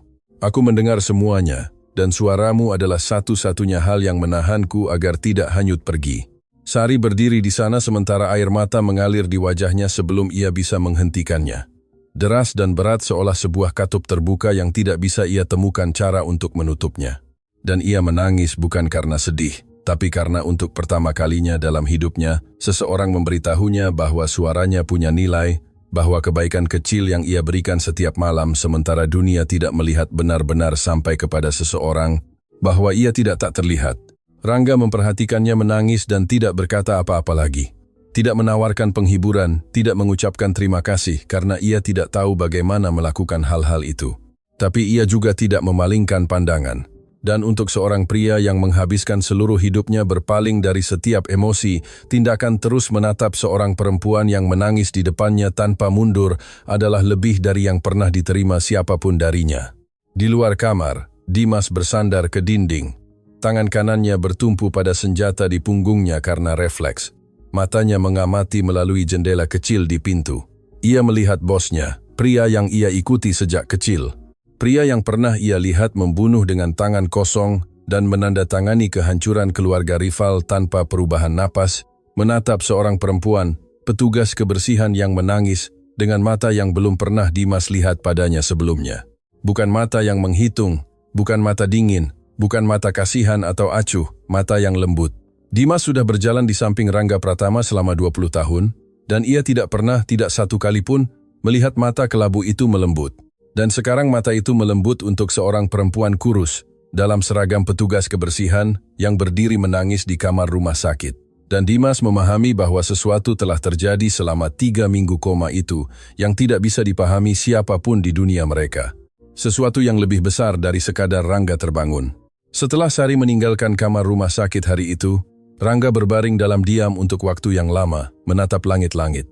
Dan kemudian ia memanggil Dimas masuk ke kamar dan bertanya dengan suara yang tidak menyisakan ruang untuk pertanyaan, siapa perempuan itu? Dimas sudah menunggu pertanyaan itu. Ia menyerahkan sebuah berkas tipis kepada Rangga, hasil penyelidikan yang ia perintahkan di pagi hari ketika Rangga sadar.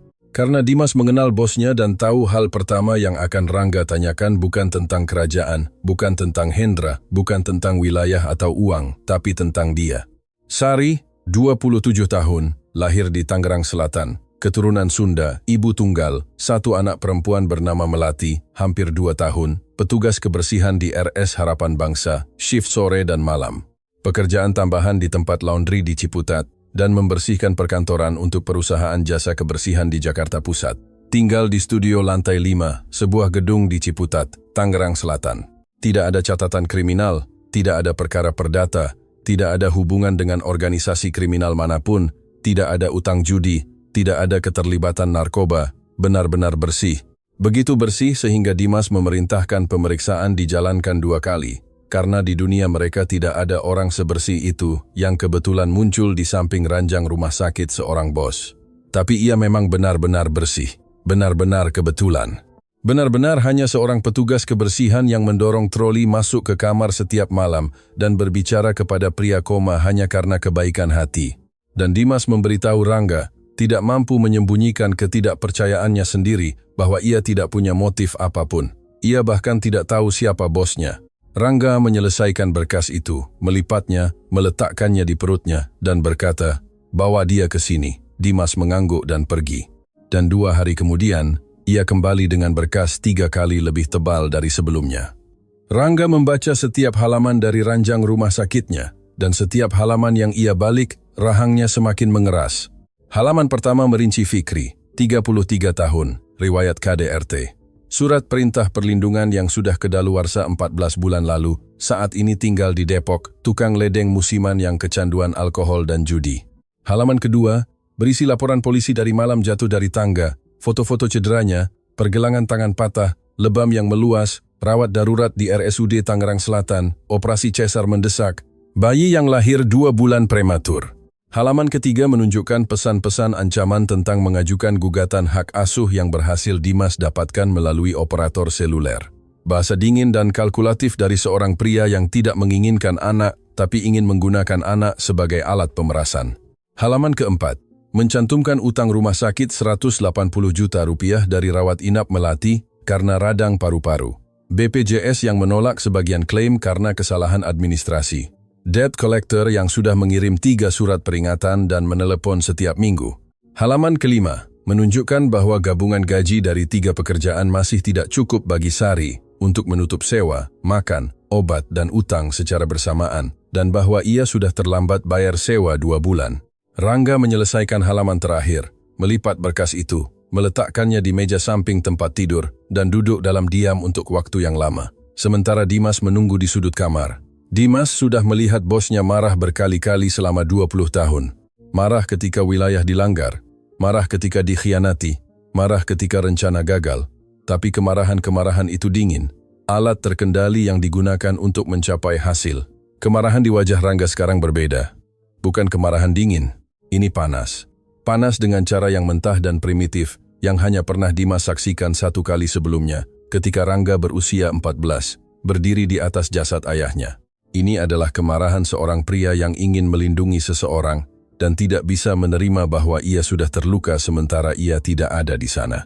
Rangga memberikan Dimas 3 instruksi secara berurutan. Suaranya tenang, tapi setiap kata membawa bobot perintah yang tidak bisa diubah. Pertama, hubungi pengacara keluarga dan minta mereka melunasi seluruh utang rumah sakit Sari secara anonim tanpa membiarkannya tahu dari mana uangnya berasal. Menyalurkannya melalui yayasan amal atau program bantuan medis agar terlihat sah. Dimas mengangguk. Kedua, temukan Fikri dan bicara dengannya. Jangan bunuh, karena Rangga tahu mayat menciptakan penyelidikan, dan penyelidikan menciptakan pertanyaan. Cukup bicara dengan jelas agar Fikri memahami bahwa kalau ia menyentuh Sari atau Melati 1 kali lagi saja, bahkan dengan 1 pesan, ia akan berharap tidak pernah dilahirkan. Dimas mengangguk lagi. Dan kali ini ia hampir tersenyum, karena ini adalah jenis pekerjaan yang paling ia kuasai. Ketiga, kalau siapapun atau apapun mengancam Sari atau putrinya mulai dari detik ini ke depan, Dimas harus menanganinya dengan cara yang sama seperti ia menangani ancaman langsung terhadap Rangga sendiri. Dimas menatap bosnya selama 3 detik dan berkata ia mengerti. 3 hari kemudian, Sari membuka kotak surat di lobi gedungnya dan menemukan amplop dari debt collector. Ia sudah terbiasa dengan amplop-amplop ini. Begitu terbiasa hingga tangannya tidak lagi gemetar saat membukanya.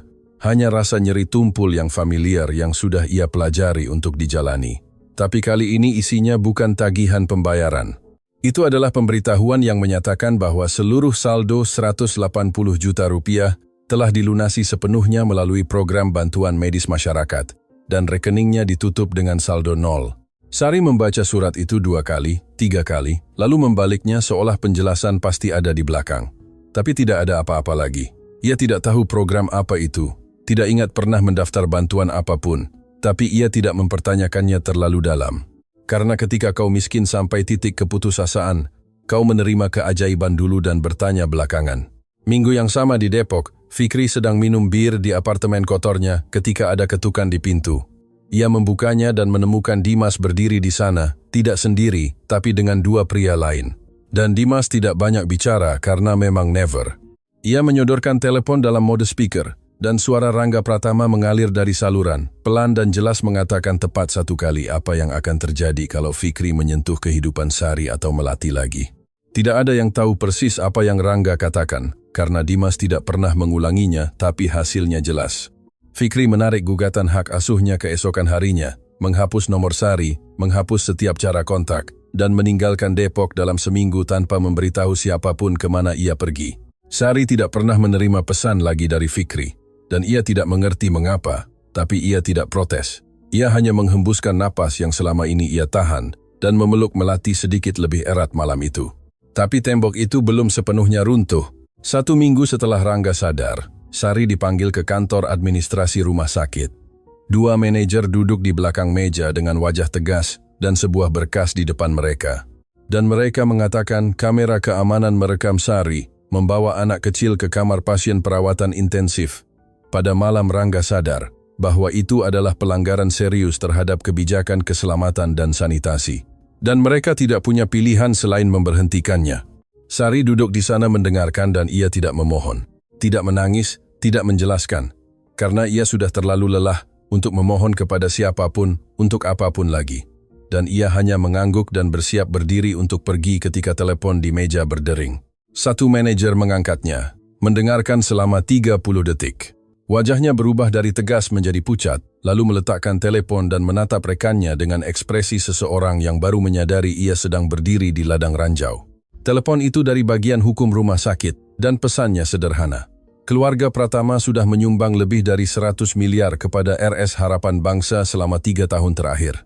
Dan perwakilan hukum keluarga baru saja menelepon untuk menyampaikan bahwa jika seorang karyawan bernama Sari terdampak dalam hal apapun terkait pekerjaannya, keluarga akan mempertimbangkan ulang seluruh komitmen pendanaan di masa depan. 2 manajer itu saling berpandangan, lalu menatap Sari, dan yang lebih tua berbicara dengan nada yang sama sekali berbeda dari semenit sebelumnya, mengatakan bahwa mungkin mereka terlalu terburu-buru dan akan meninjau ulang kasusnya, dan bahwa Sari bisa kembali bekerja seperti biasa. Sari meninggalkan kantor administrasi tanpa memahami apa yang baru saja terjadi, tanpa mengetahui mengapa badai tiba-tiba berhenti, tanpa mengetahui bahwa sebuah tangan bergerak di balik bayangan kehidupannya dengan tenang dan metodis menyingkirkan setiap ancaman. Tangan pria yang ia ajak bicara setiap malam ketika ia tidak bisa menjawab, dan yang sekarang menjawab dengan satu-satunya cara yang ia tahu. Rangga Pratama dipulangkan dari rumah sakit pada Selasa pagi, melangkah masuk ke Toyota Fortuner hitam yang menunggu di pintu masuk dengan Dimas membukakan pintu, dan 2 kendaraan pengawal di depan dan belakang. Dan dunia hitam Jakarta memahami bahwa sang serigala telah kembali. Di minggu pertama, Rangga memanggil setiap kepala wilayah satu persatu ke penthouse-nya di Kuningan. Bukan untuk pertemuan kelompok, tapi secara individual. Karena Rangga tahu ketakutan bekerja paling efektif ketika bersifat personal. Mereka yang tetap setia selama 3 minggu mempertahankan posisi mereka dan diberi imbalan murah hati. Mereka yang goyah diberi satu kesempatan untuk membuktikan kesetiaan dengan mengembalikan semua yang mereka ambil selagi Rangga di rumah sakit. Adapun 3 sekutu yang berpindah pihak ke Hendra Gunawan, mereka menerima telepon dari Dimas. Dan setelah telepon itu, tidak ada yang pernah melihat mereka muncul di meja perundingan manapun di kota itu lagi. Rangga merebut kembali setiap wilayah secara metodis dan dengan kekejaman yang jauh lebih besar dari sebelum ia ditembak. Karena sebelum penembakan, ia kejam semata-mata karena itu satu-satunya cara yang ia tahu. Tapi sekarang ia kejam karena ia punya sesuatu untuk dilindungi, dan siapapun yang mengancamnya perlu memahami harganya. Namun, di antara rapat-rapat tertutup yang penuh asap rokok di mana ia memutuskan nasib orang lain dengan anggukan, Di antara telepon tengah malam di mana suaranya tetap dingin saat mengeluarkan perintah, di antara momen-momen ketika Rangga Pratama persis monster yang ditakuti dunia hitam, ia mendapati dirinya memikirkan suara Sari, bukan dengan sengaja, tapi suaranya muncul tak terduga di tengah laporan pendapatan atau briefing strategi. Suaranya bercerita tentang melati yang menunjuk bulan, tentang boneka kelinci bermata satu, tentang cara ia berkata, "Aku pikir mungkin kamu butuh mendengar suara yang tidak meminta apa-apa darimu." Dan setiap kali suara itu memotong masuk, Rangga butuh beberapa detik untuk menarik dirinya kembali ke ruangan penuh pria yang menunggu perintahnya. Di minggu kedua setelah kepulangannya, Rangga menelepon rumah sakit untuk menjadwalkan kunjungan kontrol. Dimas menatapnya dengan kebingungan yang tenang, tapi tidak berkata apa-apa, karena Rangga punya dokter pribadi yang bisa datang ke penthouse kapan saja, dan mereka berdua tahu itu. Rangga pergi ke RS Harapan Bangsa di siang hari, bertemu Dr. Ratna selama 30 menit. Mendengarkan saat dokter itu mengatakan pemulihannya berlanjut dengan cara yang tidak bisa ia jelaskan dan bahwa ia harus kembali setiap minggu. Lalu ia meninggalkan klinik dan melambatkan langkahnya saat melewati area basement tempat staf kebersihan memulai shift sore. Ia melihat Sari mendorong troli kebersihannya masuk ke lift. Rambut diikat ekor kuda, seragam biru muda, sepatu lari yang sudah usang. Dan ketika Sari mendongak dan melihatnya berdiri di ujung koridor, ia berhenti. Satu tangan masih digagang troli, tidak yakin apakah harus menyapanya atau berbalik pergi. Rangga berjalan menghampiri dengan Dimas 3 langkah di belakang dan berkata ia ingin bicara dengannya. Mereka duduk di kafe rumah sakit di lantai dasar. Rangga minum kopi hitam. Sari tidak memesan apa-apa, karena ia tidak mau ia membayarkan untuknya walau hanya secangkir kopi. Rangga berbicara langsung tanpa basa-basi, karena ia tidak tahu bagaimana berbasa-basi. Ia bilang ia sedang mendirikan sebuah yayasan amal yang sungguhan, bukan kedok, yang berfokus menyediakan dukungan penitipan anak bagi pekerja shift malam rumah sakit dan bantuan darurat bagi keluarga ibu tunggal. Dan ia ingin Sari menjalankannya 3 kali lipat gajinya saat ini. Asuransi kesehatan penuh untuk dia dan Melati. Dan sebuah apartemen 2 kamar tidur di area aman dekat sekolah yang bagus. Bukan hadiah, tapi tunjangan yang melekat pada posisi direktur eksekutif. Sari mendengarkan dan diam untuk waktu yang lama, menatap ke bawah ke meja. Dan Rangga menunggu, yang tidak biasa baginya, tapi ia menunggu untuknya. Lalu Sari mendongak dan membalas tatapan mata kelabunya. Mata yang kini ia tahu bisa sedingin es bagi dunia, tapi pernah melembut sekali di kamar rumah sakit di depannya. Dan ia mengatakan, tidak. Dia berterima kasih, tapi mengatakan tidak. Dia tidak menerima sedekah. Dia sudah hidup 27 tahun dari jerih payahnya sendiri. Dan akan terus begitu. Dia tidak ingin berhutang budi kepada siapapun, karena dia sudah terlalu banyak berhutang dalam hidupnya. Dan dia bilang kalau dia ingin membantu, maka bantulah orang-orang yang lebih membutuhkan, karena setidaknya dia masih berdiri di atas kedua kakinya sendiri. Rangga menatapnya setelah penolakan itu, dan ia tidak marah. Hal ini nyaris membuat Dimas di meja sebelah menjatuhkan kopinya. Karena dalam 20 tahun, siapapun yang menolak Rangga Pratama selalu menghadapi konsekuensi. Tidak selalu kekerasan, tapi tidak pernah menyenangkan. Dan sekarang seorang petugas kebersihan baru saja mengatakan tidak kepada bosnya, dan bosnya menatapnya dengan apa yang hanya bisa Dimas gambarkan sebagai rasa hormat. Rangga mengangguk dan berkata ia mengerti. Lalu berdiri dan sebelum pergi ia berbalik dan menambahkan, tawaran itu akan tetap terbuka kapanpun dia berubah pikiran. Lalu ia berjalan keluar dari kafe rumah sakit dengan Dimas mengikuti. Dan di dalam mobil dalam perjalanan kembali ke penthouse, Dimas melirik bosnya melalui kaca spion dan melihat Rangga Pratama menatap keluar jendela dengan sudut mulutnya sedikit melengkung. Bukan senyuman, tapi hampir. Dan Dimas berpikir bahwa ini adalah pertama kalinya dalam hidupnya ia melihat bosnya ditolak tanpa ingin menghancurkan orang yang menolaknya. Dan mungkin itu adalah tanda dari sesuatu yang tidak punya kata lain selain perubahan.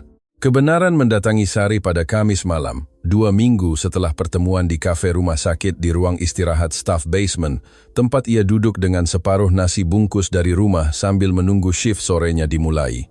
Televisi tua yang dipasang di dinding selalu menyala di saluran berita lokal yang tidak ditonton siapapun. Tapi malam itu, Sari mendongak karena ia mendengar nama yang familiar. Di layar ada segmen berita terkini. Reporter berdiri di depan gedung Pengadilan Negeri Jakarta dengan teks berjalan di bawah yang mengatakan, Rangga Pratama, bos mafia terkenal di Pulau Jawa, telah selamat secara ajaib setelah 3 minggu koma, dan Bareskrim meningkatkan pengawasan terhadap keluarga Pratama. Lalu fotonya muncul. Bukan foto rumah sakit, tapi yang lebih lama. Rangga dalam setelan hitam melangkah keluar dari gedung pengadilan dengan mata kelabu yang dingin menatap lurus ke kamera. Wajahnya hampa tanpa ekspresi. Dimas memegang payung di belakangnya.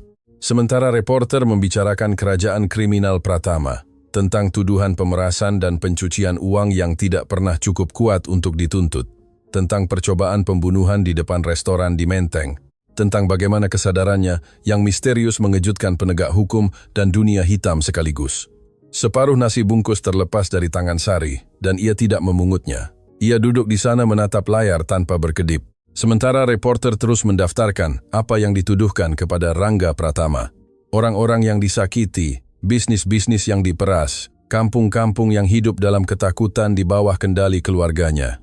Dan setiap kata mendarat seperti pukulan ke dada Sari, karena ia menyadari bahwa pria yang ia ajak bicara setiap malam, pria yang ia doakan, pria yang ia tangisi ketika ia pikir ia akan meninggal, pria yang menjadi alas tidur putrinya bukan pasien anonim yang sial, tapi salah satu pria paling berbahaya di kota ini. Syok datang lebih dulu, dingin membanjir dari ubun-ubun sampai telapak kaki. Jenis dingin yang membuat Sari mencengkeram tepi kursi agar tidak jatuh. Lalu ketakutan menyusul, takut untuk dirinya sendiri, dan takut untuk Melati. Karena ia sudah menggendong putrinya masuk ke kamar rumah sakit seorang bos mafia, membiarkan anaknya tidur di dada pria yang dijaga keamanan bersenjata. Sementara ia dengan bodoh mengira itu karena ia kaya, bukan karena ia berbahaya. Lalu kemarahan tiba, panas dan tajam, menggantikan ketakutan. Karena Sari merasa ditipu, merasa kebaikannya telah dimanfaatkan meskipun ia belum mengerti bagaimana, merasa ia sudah membuka diri dan mencurahkan rahasia terdalam, dan rasa sakitnya kepada seseorang yang sama sekali tidak ia kenal, dan bahwa ia duduk di hadapannya, minum kopi tanpa mengucapkan sepatah kata tentang kebenaran. Sari tidak menunggu jadwal kontrol berikutnya. Ia bertanya kepada Suster Yuni tentang kamar lama Rangga, mengetahui ia sudah dipulangkan. Dan kemudian melakukan sesuatu yang tidak pernah ia bayangkan akan ia lakukan. Ia menggunakan nomor telepon yang ditinggalkan Rangga ketika menawarkan pekerjaan, dan ia menelepon. Dimas mengangkat di dering pertama, seperti selalu, dan Sari berkata dengan suara yang ia coba stabilkan tapi gagal. Ada orang masuk ke apartemen saya. Ada orang menaruh bunga di bantal anak saya. Saya butuh bantuan. Dimas tidak mengajukan satu pertanyaan pun. Ia hanya berkata, kunci pintunya. Jangan buka untuk siapapun. 15 menit. Tepat 15 menit kemudian, ada ketukan, dan suara Dimas berkata, ini saya. Sari membuka pintu dan Dimas berdiri di sana dengan dua pria lain. Satu langsung menginspeksi apartemen, sementara yang lain berjaga di lorong. Dan Dimas menatap mawar di bantal, menatap wajah Sari, lalu berkata, pergi sekarang, bawa apa yang anak butuhkan, jangan bawa yang lain. 20 menit kemudian, Sari duduk di kursi belakang Toyota Fortuner hitam, memeluk Melati yang dibungkus selimut, menyaksikan kota melintas di balik jendela dalam malam.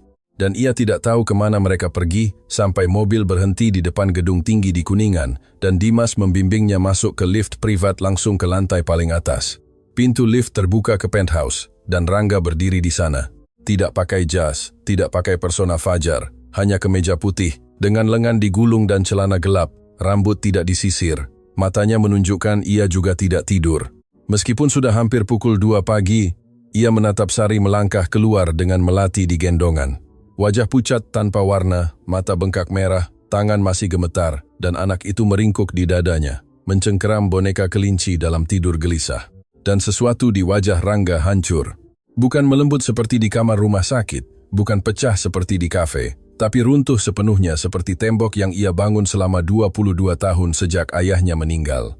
Ambruk dalam sekejap pada pemandangan seorang perempuan gemetar bersama anaknya karena dunianya telah menyentuh kehidupannya. Rangga melangkah maju, tidak menyentuh Sari karena ia tahu ia belum siap untuk itu, tapi berdiri cukup dekat agar ia tahu ia ada di sana. Dan ia berkata kepada Dimas dengan suara yang tidak keras, tapi membawa bobot batu di setiap kata, cari Hendra, akhiri ini. Dimas mengangguk sekali dan mundur ke dalam lift. Dan di minggu-minggu berikutnya, jaringan Hendra Gunawan dibongkar satu persatu dengan cara yang hanya dunia hitam yang pernah tahu detailnya. Tidak ada yang membicarakan apa yang akhirnya terjadi pada Hendra. Tidak ada yang bertanya. Dan ketika namanya berhenti muncul dalam percakapan manapun, di bar atau klub malam manapun di kota itu, semua orang memahami bahwa Rangga Pratama sekali lagi membuktikan mengapa dialah bosnya dan bahwa siapapun yang mengancamnya akan membayar. Bukan dengan wilayah atau uang, tapi dengan segalanya. Seminggu setelah Hendra lenyap dari peta dunia hitam, Bayu Pratama datang ke penthouse Rangga pada Minggu sore. Bukan untuk membahas strategi atau menandatangani dokumen, tapi karena Rangga menelepon dan bilang kakaknya harus datang untuk makan malam. Hanya itu. Dan Bayu datang karena ini adalah pertama kalinya dalam lebih dari 10 tahun Rangga mengundangnya tanpa agenda. Mereka duduk di ruang tamu luas yang menghadap Taman Menteng dengan 2 gelas kopi tubruk di meja. Dan untuk pertama kalinya dalam waktu yang sangat lama, kedua bersaudara itu bicara seperti saudara, bukan seperti 2 tiang penyangga kerajaan yang berusaha agar tidak runtuh. Bayu bercerita bahwa malam sebelum 72 jam berakhir, setelah ia menandatangani surat untuk melepas ventilator dan menyelesaikan rapat dengan para kepala wilayah, ia mengemudi pulang, parkir di garasi, mematikan mesin, dan duduk dalam gelap selama 3 jam. Ia bilang ia menangis. Menangis untuk pertama kalinya sejak pemakaman ayah mereka 22 tahun yang lalu. Menangis bukan karena takut kehilangan kerajaan, tapi karena ia menyadari ia akan membiarkan adiknya mati, tanpa mereka berdua pernah mengatakan satu hal yang benar-benar penting kepada satu sama lain selain angka dan strategi. Rangga mendengarkan dan tidak tahu bagaimana merespons karena keluarga Pratama tidak mengajarkan putra-putranya bagaimana menjawab kejujuran. Tapi ia meletakkan tangan di bahu Bayu dan menahannya di sana. Dan Bayu meletakkan tangannya di atas tangan adiknya. Dan kemudian 2 pria yang keras sepanjang hidup mereka berpelukan untuk pertama kalinya sejak berdiri di samping peti mati ayah mereka. Pelukan singkat dan canggung seperti cara pria yang tidak terbiasa memeluk siapapun. Tapi nyata, lebih nyata dari jabat tangan atau anggukan manapun yang pernah mereka bagi dalam 20 tahun. Bayu pergi pukul 21.00 malam. Dan ketika pintu lift tertutup, penthouse kembali kepada 3 orang, Rangga, Sari, dan Melati. Sari dan Melati sudah ada di sana lebih dari seminggu sejak malam mawar di Bantal. Rangga memberikan mereka suite tamu privat dengan pintu yang bisa dikunci agar Sari merasa aman dan ia menjaga jarak yang sopan. Tidak pernah masuk ketika pintu tertutup, tidak pernah menyentuh Sari atau Melati kecuali diundang. Tapi Melati tidak memahami jarak.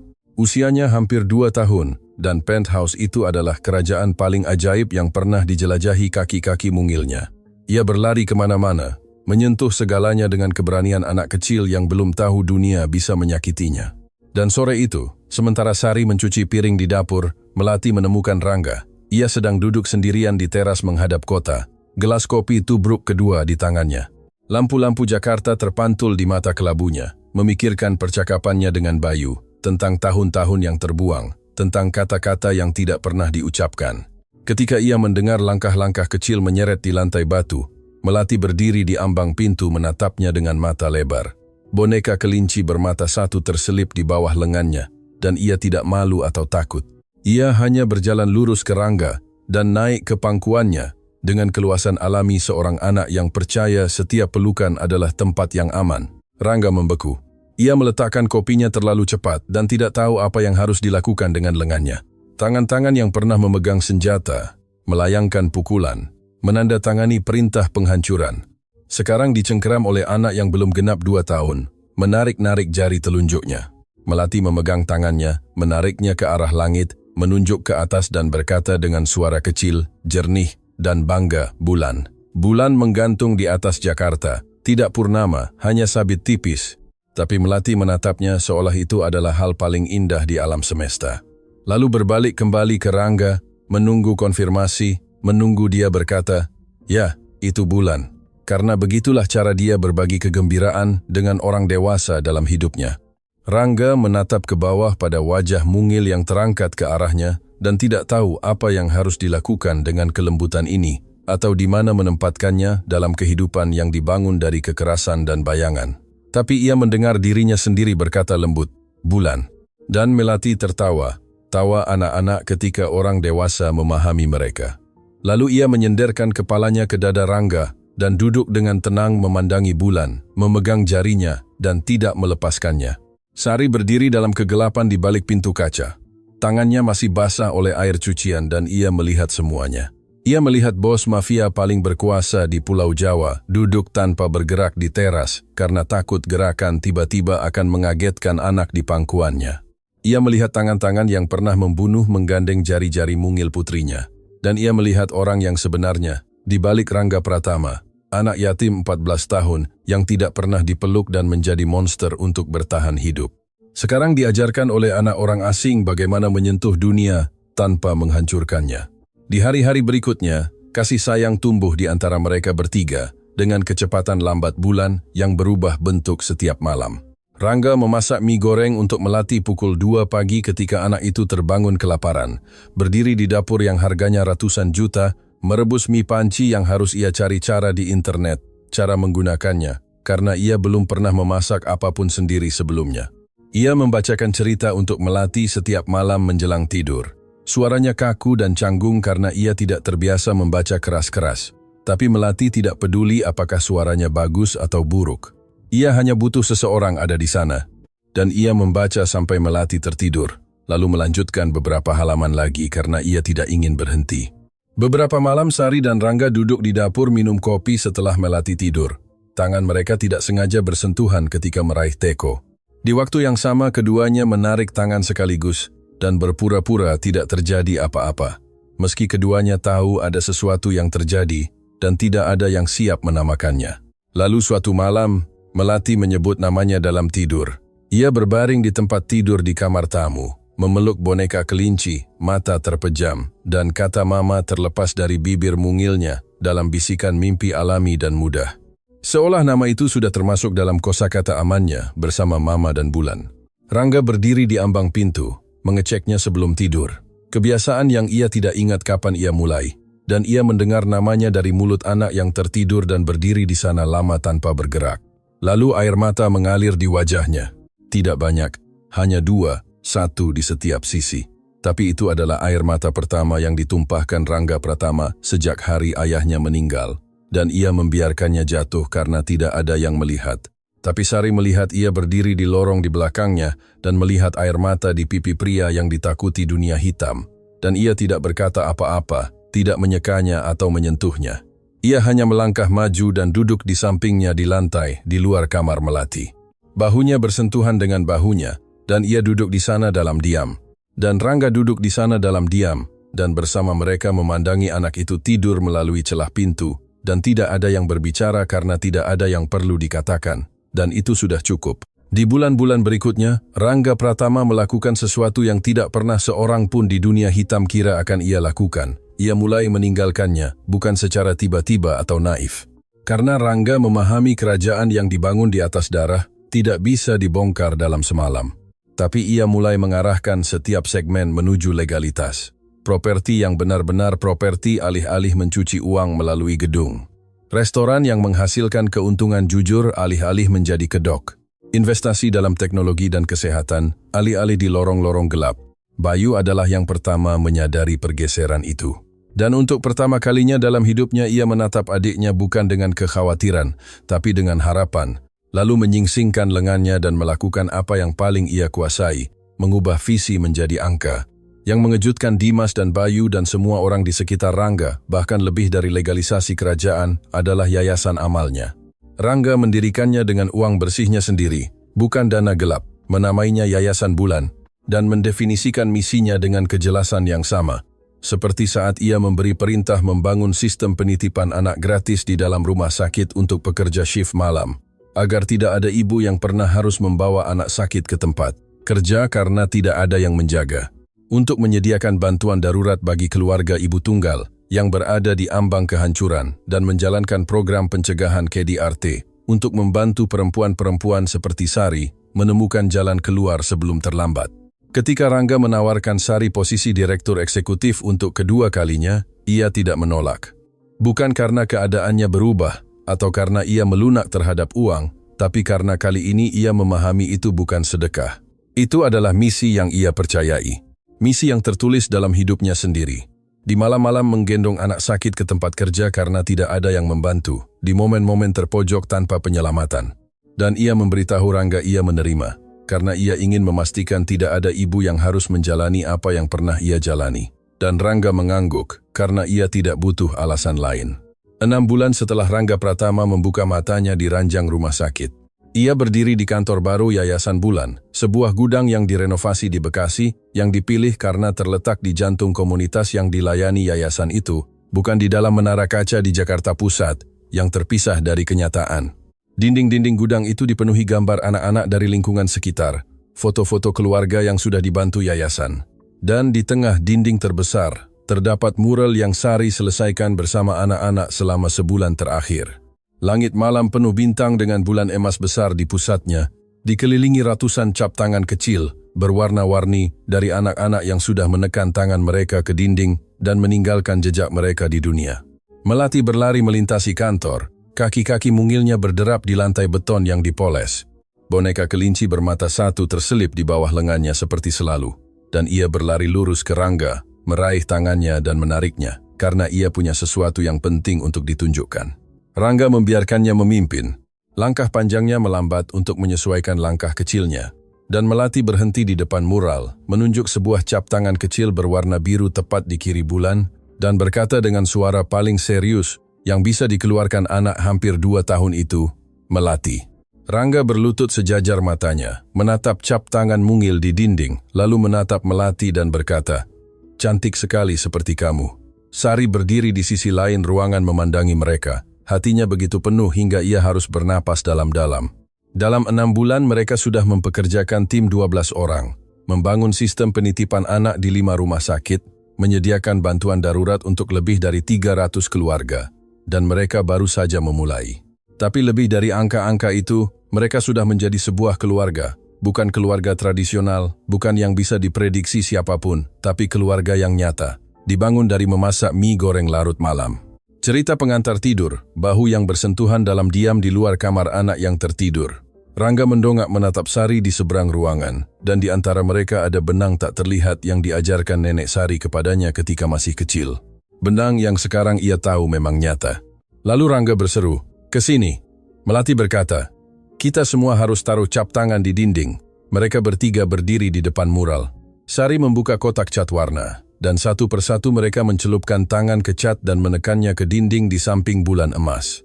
Cap tangan mungil Melati berwarna biru sudah ada di sana. Cap tangan Sari lebih kecil dari Rangga. Jari-jari ramping tertekan dalam warna perak. Cap tangan Rangga paling besar, tertekan dalam warna abu-abu gelap. Tangan yang sama yang masih bertanda kapalan dari bertahun-tahun memegang senjata. Sekarang berlumuran cat dan tawa anak hampir 2 tahun yang bertepuk tangan ketika melihat orang dewasa mengikuti arahannya. 3 cap tangan dengan ukuran berbeda tergeletak berdampingan, sedikit tumpang tindih di tepinya, membentuk rasi bintang kecil mereka sendiri di dinding di antara ratusan lainnya. Tapi ketiganya milik bersama dengan cara yang tidak perlu penjelasan. Melati mendongak ke mural, melihat bulan emas besar di langit malam yang dilukis, dan menunjuk ke atas, berkata, "Bulan," dengan suara yang sama yang 6 bulan lalu menjangkau seorang pria yang tersesat dalam koma, dan menahannya agar tidak hanyut pergi. Rangga dan Sari menjawab bulan bersamaan, lalu saling bertatapan dan tersenyum. Senyum lembut yang dibagi 2 orang yang sudah berjalan melewati terlalu banyak kegelapan untuk tidak menghargai setiap serpihan cahaya sekecil apapun. Dan mereka berdiri di sana, di bawah langit lukisan penuh bintang dan mimpi. 3 jiwa yang menemukan satu sama lain dalam gelap dan menarik satu sama lain ke dalam cahaya bergandengan tangan, siap menghabiskan sisa hidup mereka, membantu orang lain menemukan rasi bintang mereka sendiri di malam hari. Karena kadang-kadang keajaiban yang paling luar biasa tidak datang dari kedokteran atau uang atau kekuasaan, tapi dari tindakan paling sederhana dan paling revolusioner dari semuanya. Memperlakukan satu sama lain dengan kebaikan. Kita semua terhubung oleh benang-benang tak terlihat, dan ketika kamu menarik satu dengan lembut, di suatu tempat, seseorang akan merasakannya. Dan kalau kamu beruntung, mereka akan menarik balik. Baisli bisa. Kisah ini mengingatkan kita bahwa kebaikan tidak pernah sia-sia kepada siapapun kamu memberikannya. Bahwa kasih sayang punya kekuatan untuk menyembuhkan luka yang seluruh dunia tidak bisa perbaiki. Bahwa tidak ada yang terlalu kaya untuk membutuhkan cinta, dan tidak ada yang terlalu miskin untuk memberikannya. Dan bahwa keluarga sejati tidak selalu ditentukan oleh darah, tapi kadang lahir dari momen paling tak terduga ketika dua orang asing memutuskan untuk peduli satu sama lain tanpa membutuhkan alasan. Bagaimana perasaan kalian setelah mendengar kisah ini? Pernahkah kalian bertemu seseorang yang kebaikannya mengubah hidup kalian? Atau pernahkah kalian menjadi orang itu bagi orang lain tanpa menyadarinya? Ceritakan kisah kalian di kolom komentar di bawah, karena kami selalu membacanya, dan kami sungguh-sungguh ingin mendengarkan apa yang ada di hati kalian. Kalau kisah ini menyentuh kalian, tolong beri suka. Bagikan kepada orang-orang yang kalian cintai dan berlangganan channel kami, supaya setiap hari kalian bisa menemukan lebih banyak kisah bermakna yang menemani perjalanan kalian. Kami dengan tulus berterima kasih karena kalian sudah menemani kami sampai akhir. Semoga kalian semua yang menonton diberikan kesehatan, kehidupan yang bahagia, dan hari-hari yang penuh kedamaian dan kebahagiaan. Sampai jumpa, dan kami akan bertemu lagi di video berikutnya. Yeah.